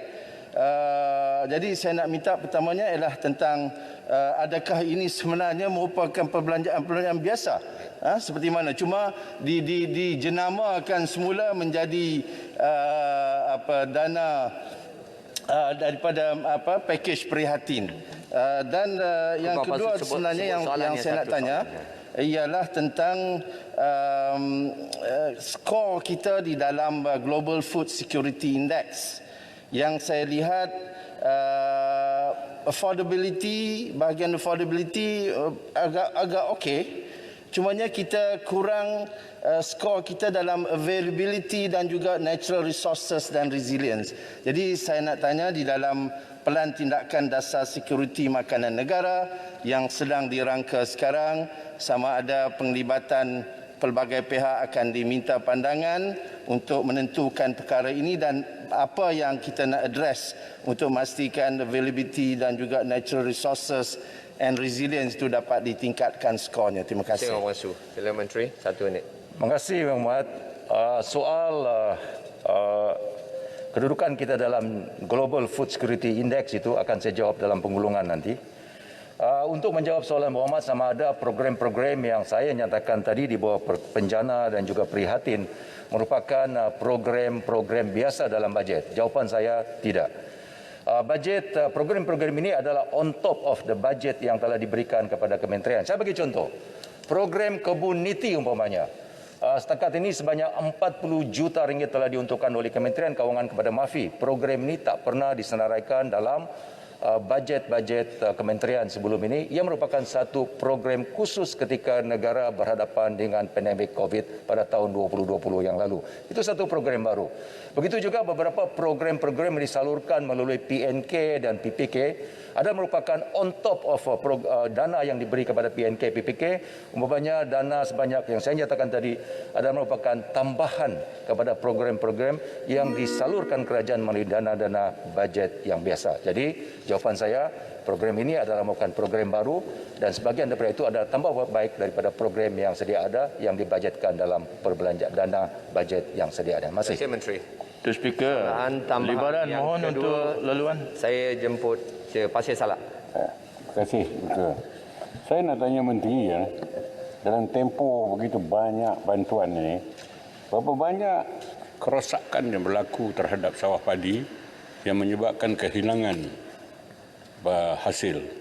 Berapa luas kawasan sawah padi yang terlibat dan berapa banyak, berapa tan, berapa nilai kehilangan pendapatan kepada petani-petani? Dan apa yang kerajaan buat untuk membantu mereka? Keduanya, saya nak bertanya tentang Bernas ni. Apa peranan Bernas untuk menjamin food security ni? Atau nak ambil untung saja? Tak berhenti-henti sampai sekarang. Bila nak ditamatkan dia punya concession tu? Terima kasih. Sila Menteri. Ahli Muhammad, bencana alam merupakan kejadian yang berlaku setiap tahun yang memberi kesan kepada industri, sektor tanaman termasuk sektor tanaman padi negara kita. Kerajaan menguntukkan sejumlah kewangan sama 80 juta ringgit untuk tempoh 5 tahun bagi bantuan petani, pesawat dan semua dalam sektor agro makanan ini yang berhadapan dengan masalah kerosakan disebabkan oleh bencana alam. Di peringkat MAFI ketika ini kita sedang merancang untuk mengolah skim crop insurance untuk tanaman bagi membantu pesawat ataupun pemain industri yang terkesan disebabkan oleh pelbagai bencana alam dan juga serangan penyakit bagi tanaman mereka. Walau bagaimanapun ketika ini ianya sedang diolah oleh kementerian dan jika ianya bajet dilaksanakan skim insurans tanaman ini akan merupakan satu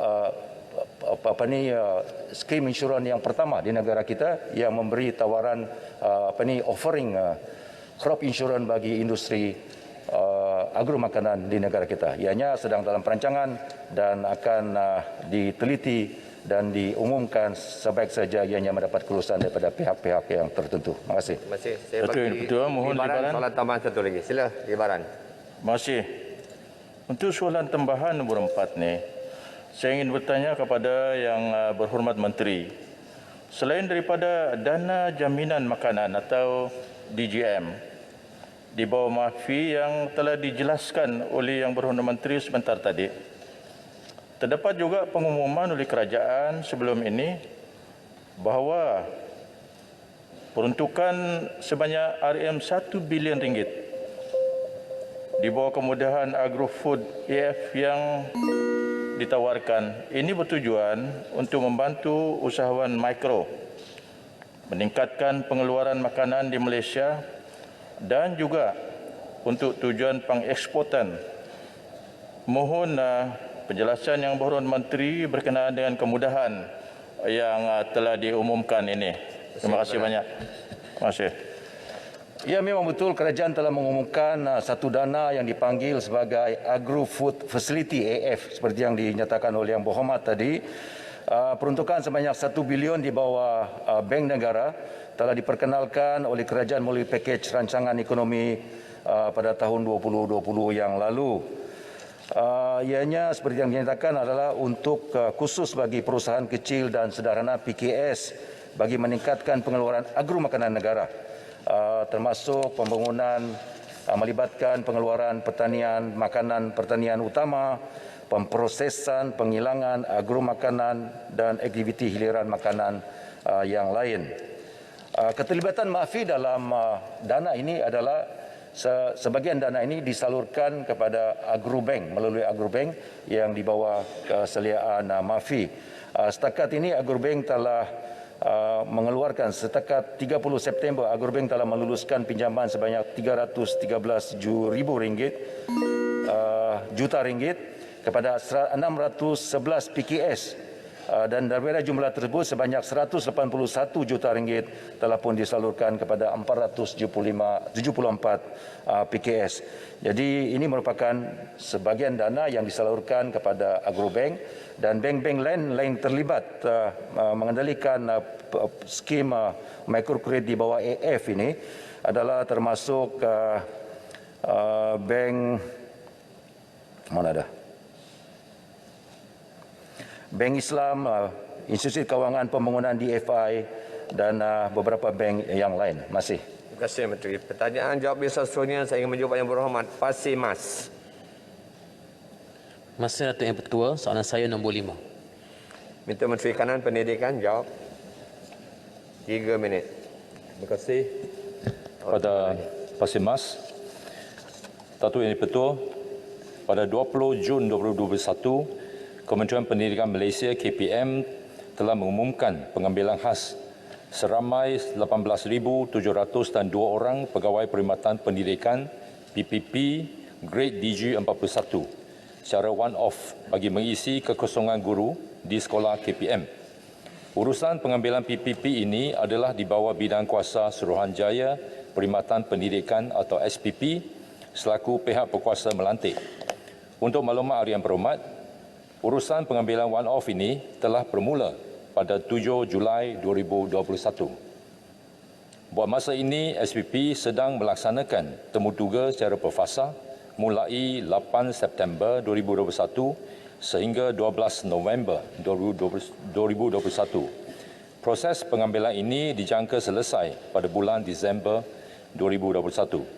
Berdasarkan data sehingga 19 September 2021, terdapat 21,564 kekosongan guru di sekolah KPM seluruh negara. Dengan mengambil kira pengambilan one-off tersebut, baki kekosongan 2,862 akan diisi melalui proses lantikan biasa secara berterusan oleh SPP. KPM yakin dengan pengambilan one-off ini, perkara berkaitan kekurangan guru yang telah berlanjutan bertahun-tahun lamanya akan dapat diselesaikan.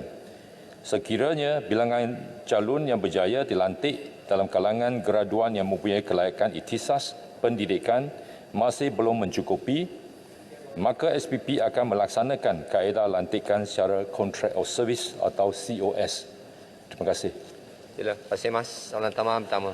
Terima kasih Timbalan Menteri. Saya ucapkan tahniah kepada pihak kerajaan dalam situasi kerajaan berdepan dengan kekurangan sumber keuangan wabak pandemik COVID-19. Kita dapat mengadakan pengambilan khas Guru Digi 41 yang paling besar di dalam sejarah secara one-off sebanyak 18,000 ini. Soalan saya, Berhormat Menteri, ialah adakah Kementerian bercadang untuk menyelesaikan isu guru duka lara, iaitu kita menempatkan terlebih dahulu guru-guru yang mengajar jauh dari kampung halaman mereka. Kita cuba untuk usahakan mereka pulang untuk berkhidmat di kampung halaman mereka supaya lebih memberikan mereka motivasi untuk bekerja.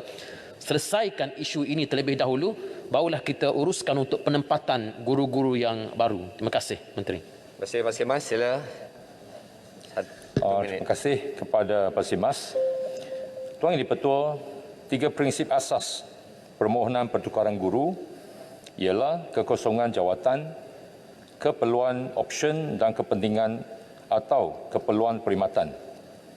Permohonan atas sebab faktor pasangan suami atau isteri yang berjauhan adalah salah satu daripada 4 kategori utama permohonan pertukaran. KPM sentiasa memberi keutamaan kepada permohonan pertukaran yang melibatkan permohonan daripada kategori pasangan terpisah. Bagi setiap sesi pertukaran, kategori pasangan terpisah adalah merupakan peratus kelulusan yang tertinggi berbanding dengan lain-lain kategori. KPM juga memaklumkan bahawa statistik permohonan pertukaran guru tukar lara yang telah diluluskan daripada tahun 2016 sehingga Jun 2021 adalah seramai 17,179 guru. Selain itu, KPM telah membuat penambahbaikan dengan menyediakan surat perkeliling ikhtisas KPM bilangan 7 Pelang 2021 pelaksanaan permohonan pertukaran pegawai perkhidmatan pendidikan di sekolah dan kolej vokasional bersama satu garis panduan berkaitan permohonan pertukaran guru yang akan dilaksanakan sepenuhnya mulai Januari 2022.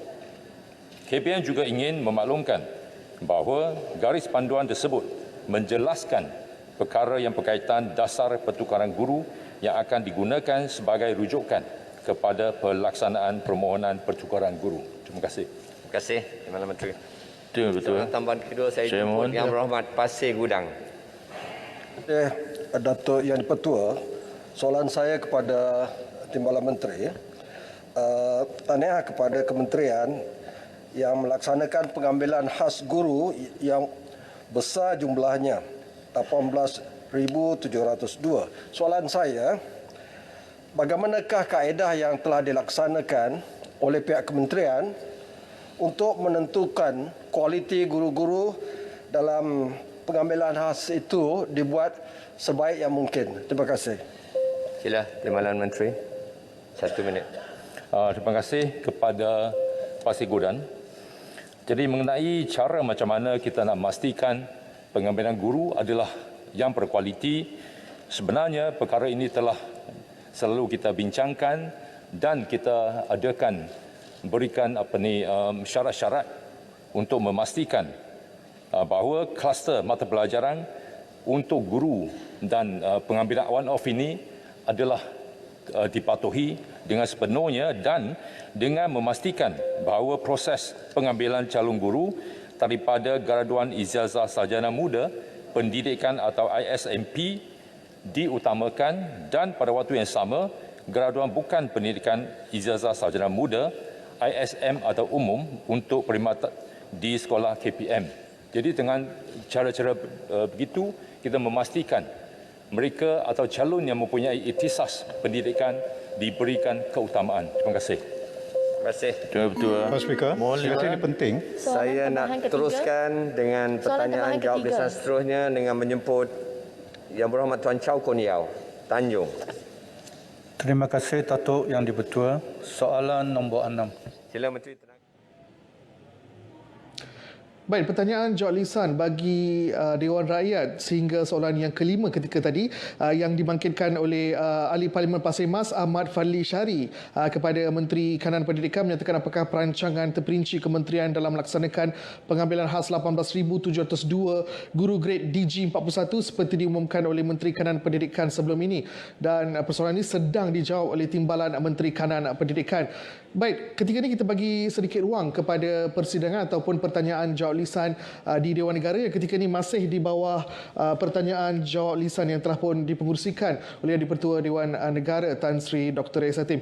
Baik, kita terus ke persidangan Dewan Negara.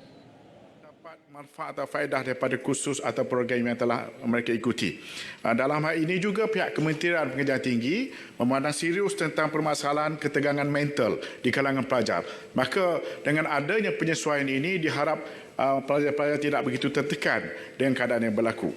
Untuk maklumat yang lebih detail berkenaan perkara ini, dalam konteks Institut Pengajian Tinggi sebagai contoh di Universiti Awam, maka KPT telah pun memberi kelonggaran untuk mengubah suara program serta kaedah penilaian latihan industri dengan menerapkan kaedah alternatif berdasarkan panduan yang telah disediakan oleh pihak MQA. Antaranya ialah sebagai contoh, industry based project, problem based project, topical study atau research project. Dan selain itu, beberapa universiti turut menawarkan pelaksanaan latihan industri di kampus masing-masing bagi memastikan pelajar dapatnya menyelesaikan latihan industri sebaik mungkin.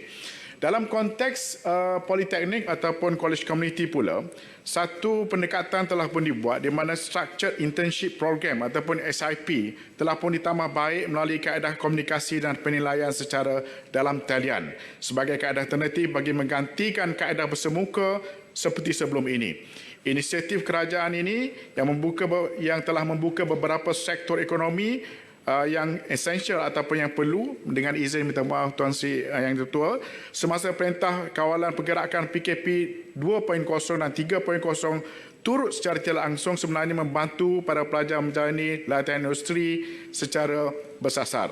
Susulan penawaran bidang pengajian di Politeknik dan College Community termasuk dalam kategori industri perlu, para pelajar berpeluang menjalani latihan ini secara bersemuka di industri yang terpilih. Dan untuk makluman semua, mengikut data yang saya ada di sini, kena ringkaskan ya Muhammad. Ya, sehingga September 2021 selama 576 orang pelajar telah pun melalui atau menjalani latihan industri dan SIP dalam sektor pengelangan dan pembuatan semasa waktu MCO ini. Terima kasih. Terima kasih. Silakan. Terima kasih Tan Sri Yang di-Pertua. Satu isu besar tentang latihan industri ini kepada golongan mahasiswa ialah berkenaan dengan isu latihan industri tanpa allowance ataupun allowance yang tidak mencukupi. Jadi saya ingin bertanya kepada Yang Berhormat Timbalan Menteri, sejauh mana kerjasama di antara KPT dengan kementerian-kementerian lain untuk menangani isu ini, khususnya dalam kita memberikan kebajikan kepada adik-adik mahasiswa kita. Assalamualaikum. Silakan. Terima kasih Yang Berhormat atas pertanyaan sebentar tadi. Memang betul kita begitu cakna tentang dan memahami keadaan dan untung nasib pelajar kita telah menjalani latihan industri ataupun latihan praktikal di kilang-kilang begini. Dalam konteks allowance yang tidak cukup ini, kita telah membuat beberapa perbincangan dengan sumber Kementerian Sumber Manusia sebagai satu contoh untuk mendapatkan sedikit mendapatkan bantuan atau mendapatkan kolaborasi dalam konteks memastikan mereka diberikan allowance yang berkenaan. Cumanya dari segi butiran yang terperinci saya akan jelaskan melalui ulasan bertulis. Terima kasih. Adil Pertua, boleh. Silakan. Ya. Terima kasih Tan Sri.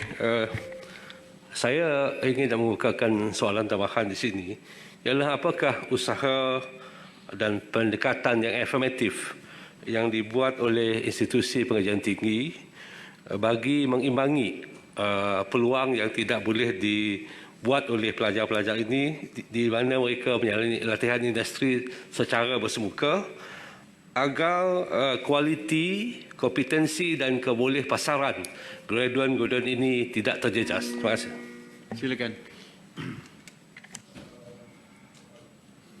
pasaran ini sebenarnya satu soalan yang berbeza sedikitlah daripada apa yang telah pun daripada soalan asal ya. Tapi tak apa begini, Tuan Zaidi, saya cuba beri penjelasan sedikit secara ringkas. Untuk pelajar sebagai contoh, kita memiliki satu program, satu inisiatif yang di bawah Kementerian Pengajian Tinggi, yang mana apabila pelajar itu berada di bawah paras 50% daripada 50% tahap keboleh pasaran mereka. Contohnya ya, mereka ni dalam kursus yang agak tidak begitu komersial. Makanya kementerian memiliki satu program untuk memastikan bahawasanya pelajar-pelajar ini akan diberikan untuk memastikan mereka boleh dipasarkanlah. Sebagai contoh program intervensi ini dipanggil sebagai program intervensi keboleh pasaran graduan. Program intervensi ini memberikan nilai tambah kepada graduan yang dikenal pasti dengan pasti rendah kadar keboleh pasarannya itu pada paras CGPA 3.3 ke bawah sebagai contoh, atau daripada program pengajian yang rendah kadar keboleh pasaran iaitu 50% ke bawah.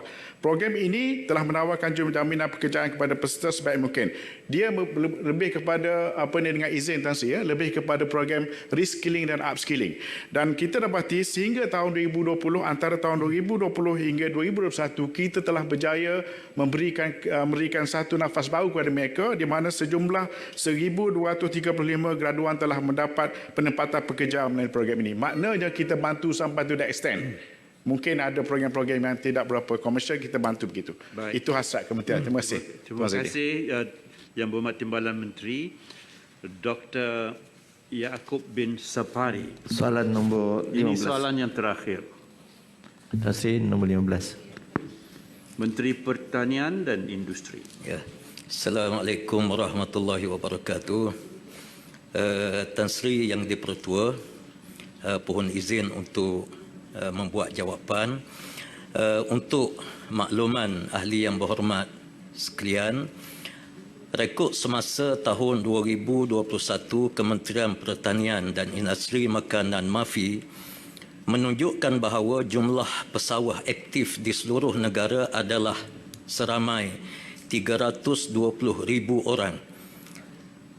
Data juga menunjukkan bahawa dengan hasil pengeluaran sedia ada beserta sokongan bantuan subsidi dan insentif yang disediakan oleh kerajaan, pendapatan purata pesawah di negara ini boleh mencecah sekitar RM3,600 sehektar semusim atau RM600 sehektar sebulan. Namun demikian, mengambil kira majoriti pesawah individu yang mengusahakan sawah berkeluasan hanya 1.5 hektar ke bawah, maka pendapatan yang diperolehi adalah sekitar RM900 sebulan sahaja. Keadaan ini meletakkan sebahagian besar pesawah di negara kita berada di bawah kategori B40 mengambil kira had pendapatan garis kemiskinan PGK 2021 yang telah disemak semula oleh kerajaan sebanyak RM2,208 sebulan. Jadi bagi membantu peningkatan pendapatan pesawah, MAFI telah pun memperkenalkan sistem jualan padi minimum sebanyak RM1,200 setiap tan metrik dan kerajaan membayar insentif hasil padi sebanyak RM360 setiap tan dengan syarat padi tersebut dijual di kilang-kilang yang dilesenkan dan berdaftar dengan Bernas.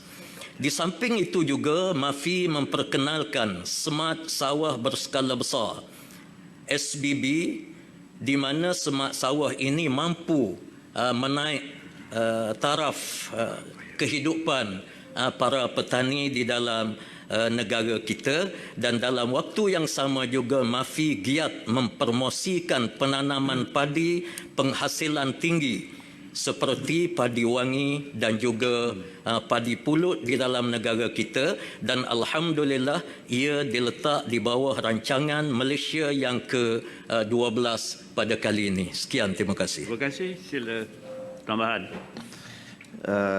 Yang Hormat, saiz sawah 1.5 hektar saja. Hasilnya 4.5 tan per hektar. Jadi selama-lamanya petani akan miskin walaupun tukar kepada padi wangi atau padi pulut.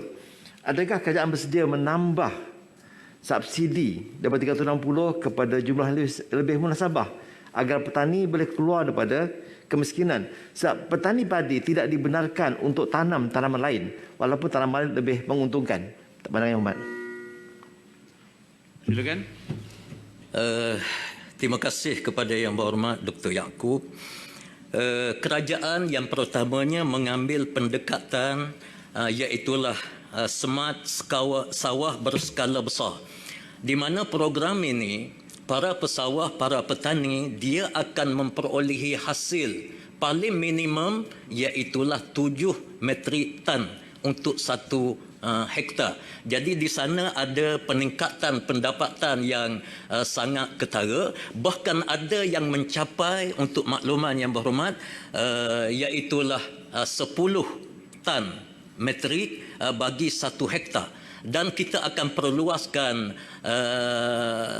program ini. Dan yang keduanya, kerajaan sentiasa menilai kadar insentif yang akan diberi melalui kerajaan kepada para petani supaya kehidupan mereka tidak terjejas dengan gangguan kepada padi. Kerana penanaman padi ini kadang-kala dia ada gangguan-gangguan di luar daripada kawalan para petani. Sekian, terima kasih. Terima kasih.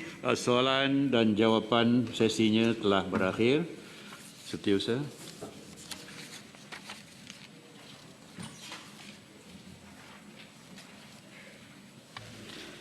Aturan urusan mesyuarat dan usul-usul menjunjung kasih ke atas Titah Kebawah Duli Yang Maha Mulia Seri Paduka Baginda di-Pertuan Agong menyambung semula perbahasan ke atas usul menjunjung kasih atas Titah Kebawah Duli Yang Maha Mulia Seri Paduka Baginda yang di-Pertuan Agong.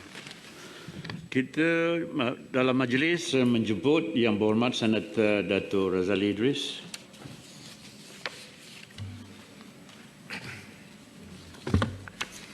Terima kasih Tan Sri Yang di-Pertua. Assalamualaikum warahmatullahi wabarakatuh dan salam sejahtera. Bismillahirrahmanirrahim. Alhamdulillahirrabbilalamin wa bihi nasta'in. Pertamanya saya ingin merakamkan berbanyak terima kasih kepada Tan Sri Speaker kerana memberi peluang kepada saya untuk berbahas dalam mesyuarat pertama penggal keempat di Dewan Negara Yang Mulia ini. Terima kasih juga saya ucapkan kepada bekas Perdana Menteri ke-8 Yang Berhormat Tan Sri Muhyiddin Yassin kerana menyokong penyambungan penggal kedua saya sebagai Ahli Dewan Negara, serta tahniah dan syabas kepada Yang Amat Berhormat Perdana Menteri ke-9 Datuk Seri Ismail Sabri di bawah kepimpinan yang baru. Yang penting, segala usaha dan ikhtiar serta inisiatif kerajaan Perikatan Nasional yang lalu terus menjadi kesinambungan kepada kerajaan sekarang yang berkonsepkan keluarga Malaysia. Yang penting juga, kita mesti berjiwa besar dalam melakukan sesuatu dan tidak tinggalkan sesuatu perkara. Baik, itu merupakan antara pertanyaan jawab lisan bagi Dewan Negara iaitu melibatkan soalan 14 dan juga 15 iaitu kepada Menteri Pengajian Tinggi dan juga Menteri Pertanian dan Industri Makanan. Dan seterusnya telah beralih kepada sesi perbahasan titah raja yang dimulakan oleh Senator Dato' Razali Idris. Baik, seterusnya kita ke Dewan Rakyat iaitu soalan yang ke-8 yang akan dibangkitkan oleh Ahli Parlimen Tanjung Malim Chang Lee Kang kepada Menteri Kanan Pendidikan berkenaan dengan bilangan guru yang telah melengkapkan 2 dos vaksin sehingga 31 Ogos 2021. Dijangka berapa peratusan guru yang akan selesai 2 dos vaksin ketika sekolah dibuka pada 3 Oktober 2021. Baik, kita terus ke persidangan Dewan Rakyat. Terima kasih Yang Berhormat daripada Papa. Ada beberapa fakta yang perlu saya berikan secara bertulis, tapi bagi tempoh ini maklumat yang saya ada setakat ni.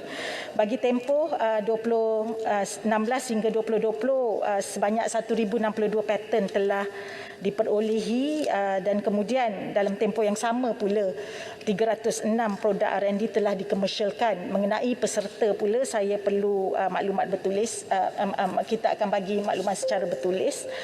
Dan pendapatan pula daripada tempoh 2016 hingga 2020 sebanyak 3.3 bilion pendapatan diperolehi daripada komersialan produk dan idea yang meliputi pelbagai bidang termasuk perkhidmatan, konsultasi, latihan dan sebagainya. Yang lain-lain kita akan beri maklumat secara bertulis yang berhormat. Terima kasih banyak. Terima kasih.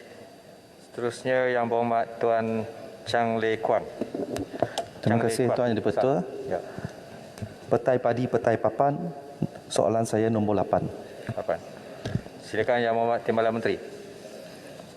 Terima kasih Tan Jun Malim.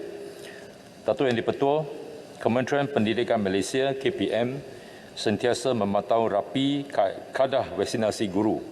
Sehingga 4 Oktober 2021, seramai 388,897 guru bersamaan dengan 94% telah lengkap divaksin.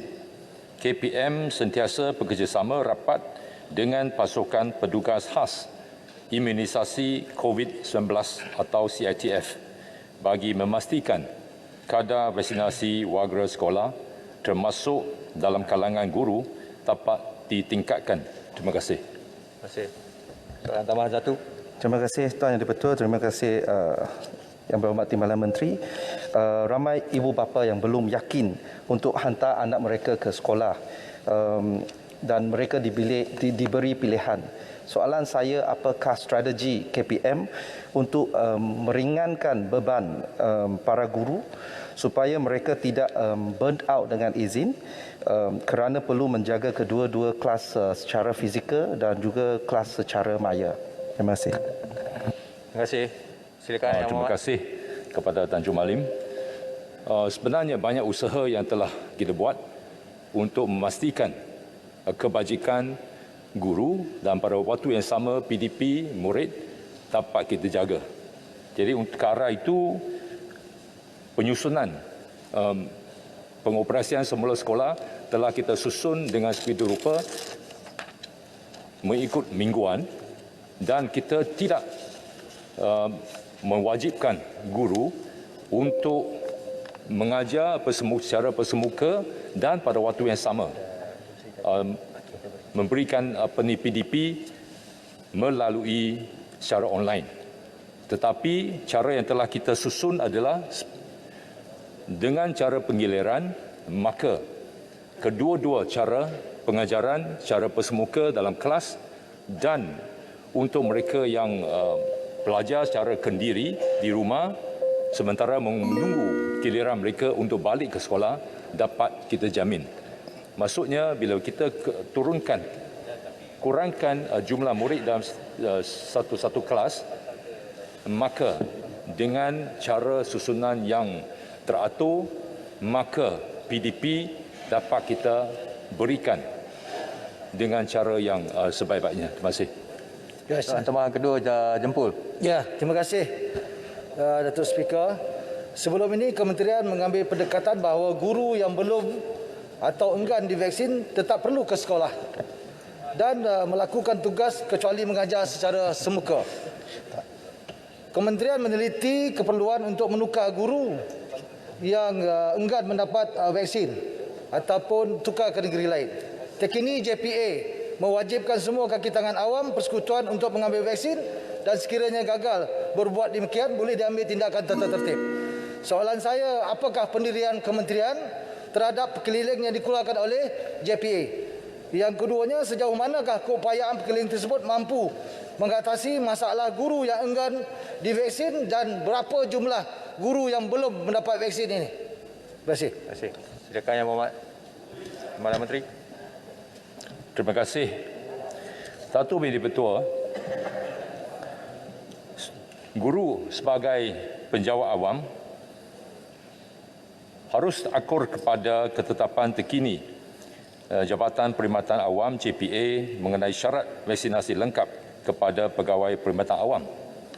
Syarat yang ditetapkan adalah semua pegawai perkhidmatan awam persekutuan dikehendaki untuk segera melengkapkan vaksinasi mereka sebelum 1 November 2021. Jadi dalam tempoh ini, pegawai yang belum divaksin hendaklah hadir secara walk-in ke pusat pemberian vaksin yang telah disediakan oleh kerajaan. Jadi mengenai hal yang perkara yang telah dibangkitkan tadi, bagi guru-guru yang enggan divaksin tanpa mendapat pengecualian daripada pegawai perubatan kerajaan dan menyebabkan gangguan kepada operasi sekolah, tindakan untuk memindahkan guru terpaksa dilaksanakan untuk memastikan PTP murid tidak tergugat. Terima kasih. Terima kasih. Simpan Rangam, 30 saat. Okey, terima kasih Tuan Speaker. Yang berkaitan.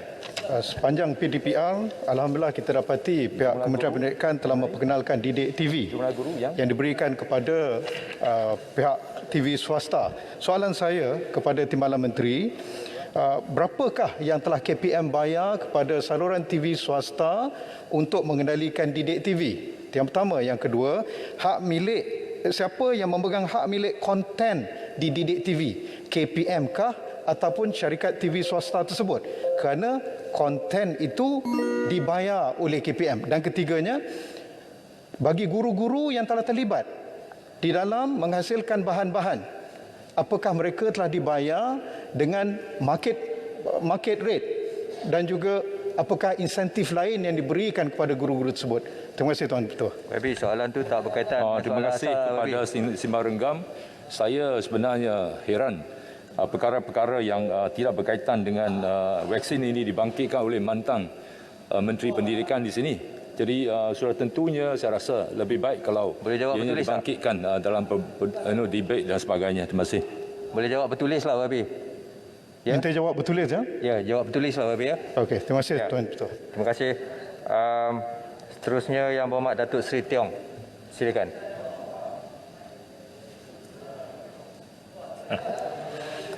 Terima kasih Datuk Yang di-Pertua. Soalan saya nombor 9. Terima kasih. Mana Menteri? Yang Berhormat Timbalan Menteri. Bismillahirrahmanirrahim. Yang berhormat Tuan Yang Bertua, untuk makluman ahli yang berhormat, selain bantuan input pertanian, Kementerian juga menyediakan pelbagai bantuan dan insentif untuk membantu para petani kampung yang mengusahakan pertanian secara kecil-kecilan menjual hasil tanaman mereka.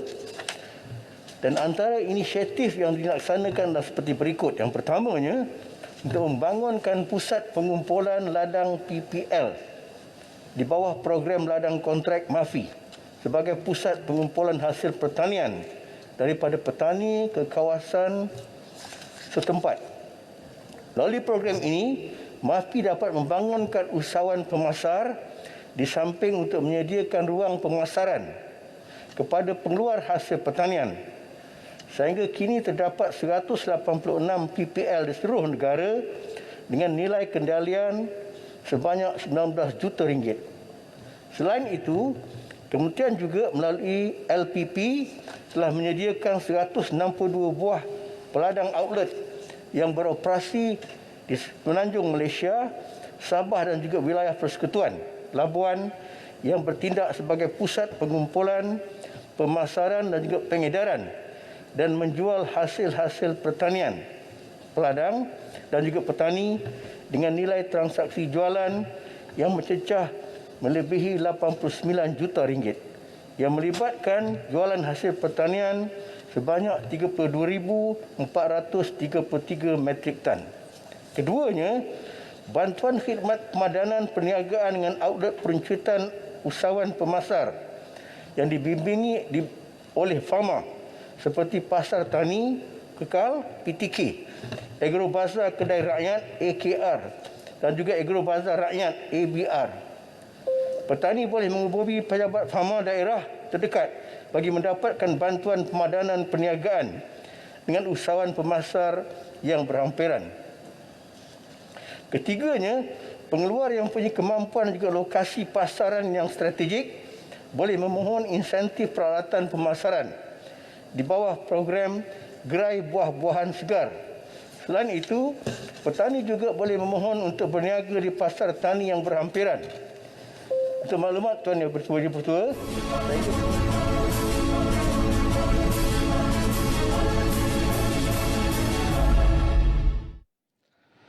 Baik, bertemu kembali. Pertanyaan jawab lisan ketika ini sehingga ke soalan Menteri Pertanian dan Industri Makanan, soalan yang ke-9 yang dibangkitkan oleh Ahli Parlimen Bintulu Datuk Seri Tiong King Sing yang meminta pakar perancangan pihak kementerian dalam membantu para petani kampung yang mengusahakan pertanian kecil-kecilan untuk menjualkan hasil tanaman mereka terutama di kawasan pinggir bandar, dan apakah inisiatif dan rancangan terkini pihak kementerian dalam membantu para pengusaha pertanian skala kecil dan sederhana dalam segi kewangan dan peralatan.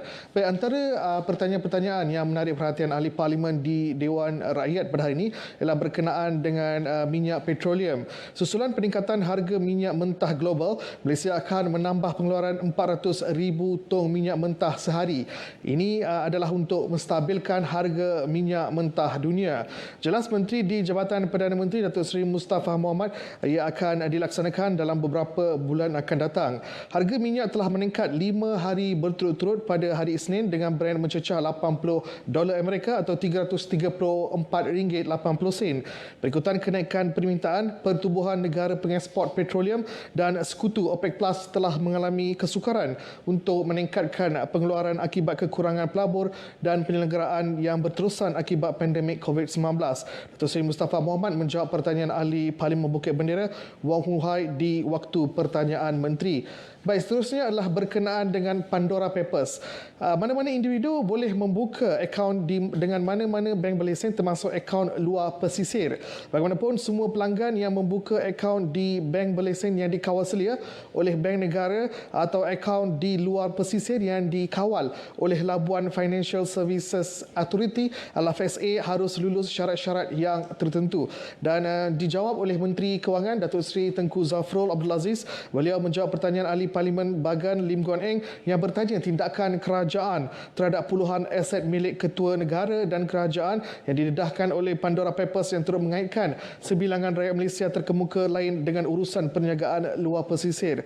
Tambah Datuk Seri Tengku Zafrul, Malaysia mempunyai sistem perundangan kewangan yang baik dan sektor kewangan negara dikawal selia oleh Bank Negara menerusi Akta Perkhidmatan Kewangan 2015 Akta 758. Baik, selesai sudah pertanyaan jawab lisan. Akan diadakan sesi penggulungan rancangan Malaysia yang ke-12 di mana 11 kementerian akan melakukan penggulungan pada hari ini mengikut aturan urusan mesyuarat. Baik, pada hari ini 11 kementerian iaitu Kementerian Perdagangan Antarabangsa dan Industri, Kementerian Pertahanan, Kementerian Kewangan, Kementerian Kerja Raya, Kementerian Pendidikan, Kementerian Pengangkutan, Kementerian Sumber Manusia, Kementerian Pertanian dan Industri Makanan, Kementerian Alam Sekitar dan Air, Kementerian Dalam Negeri dan Kementerian Perdagangan Dalam Negeri dan Hal Ehwal Pengguna. Dan seterusnya ia akan disambung pada esok hari Rabu dan akan diakhiri pada 7 Oktober iaitu pada hari Khamis. Kepada anda yang ingin mengikuti persidangan Dewan Rakyat dan juga Dewan Negara, anda boleh melalui laman sesawang rtnklik.rtm.gov.my.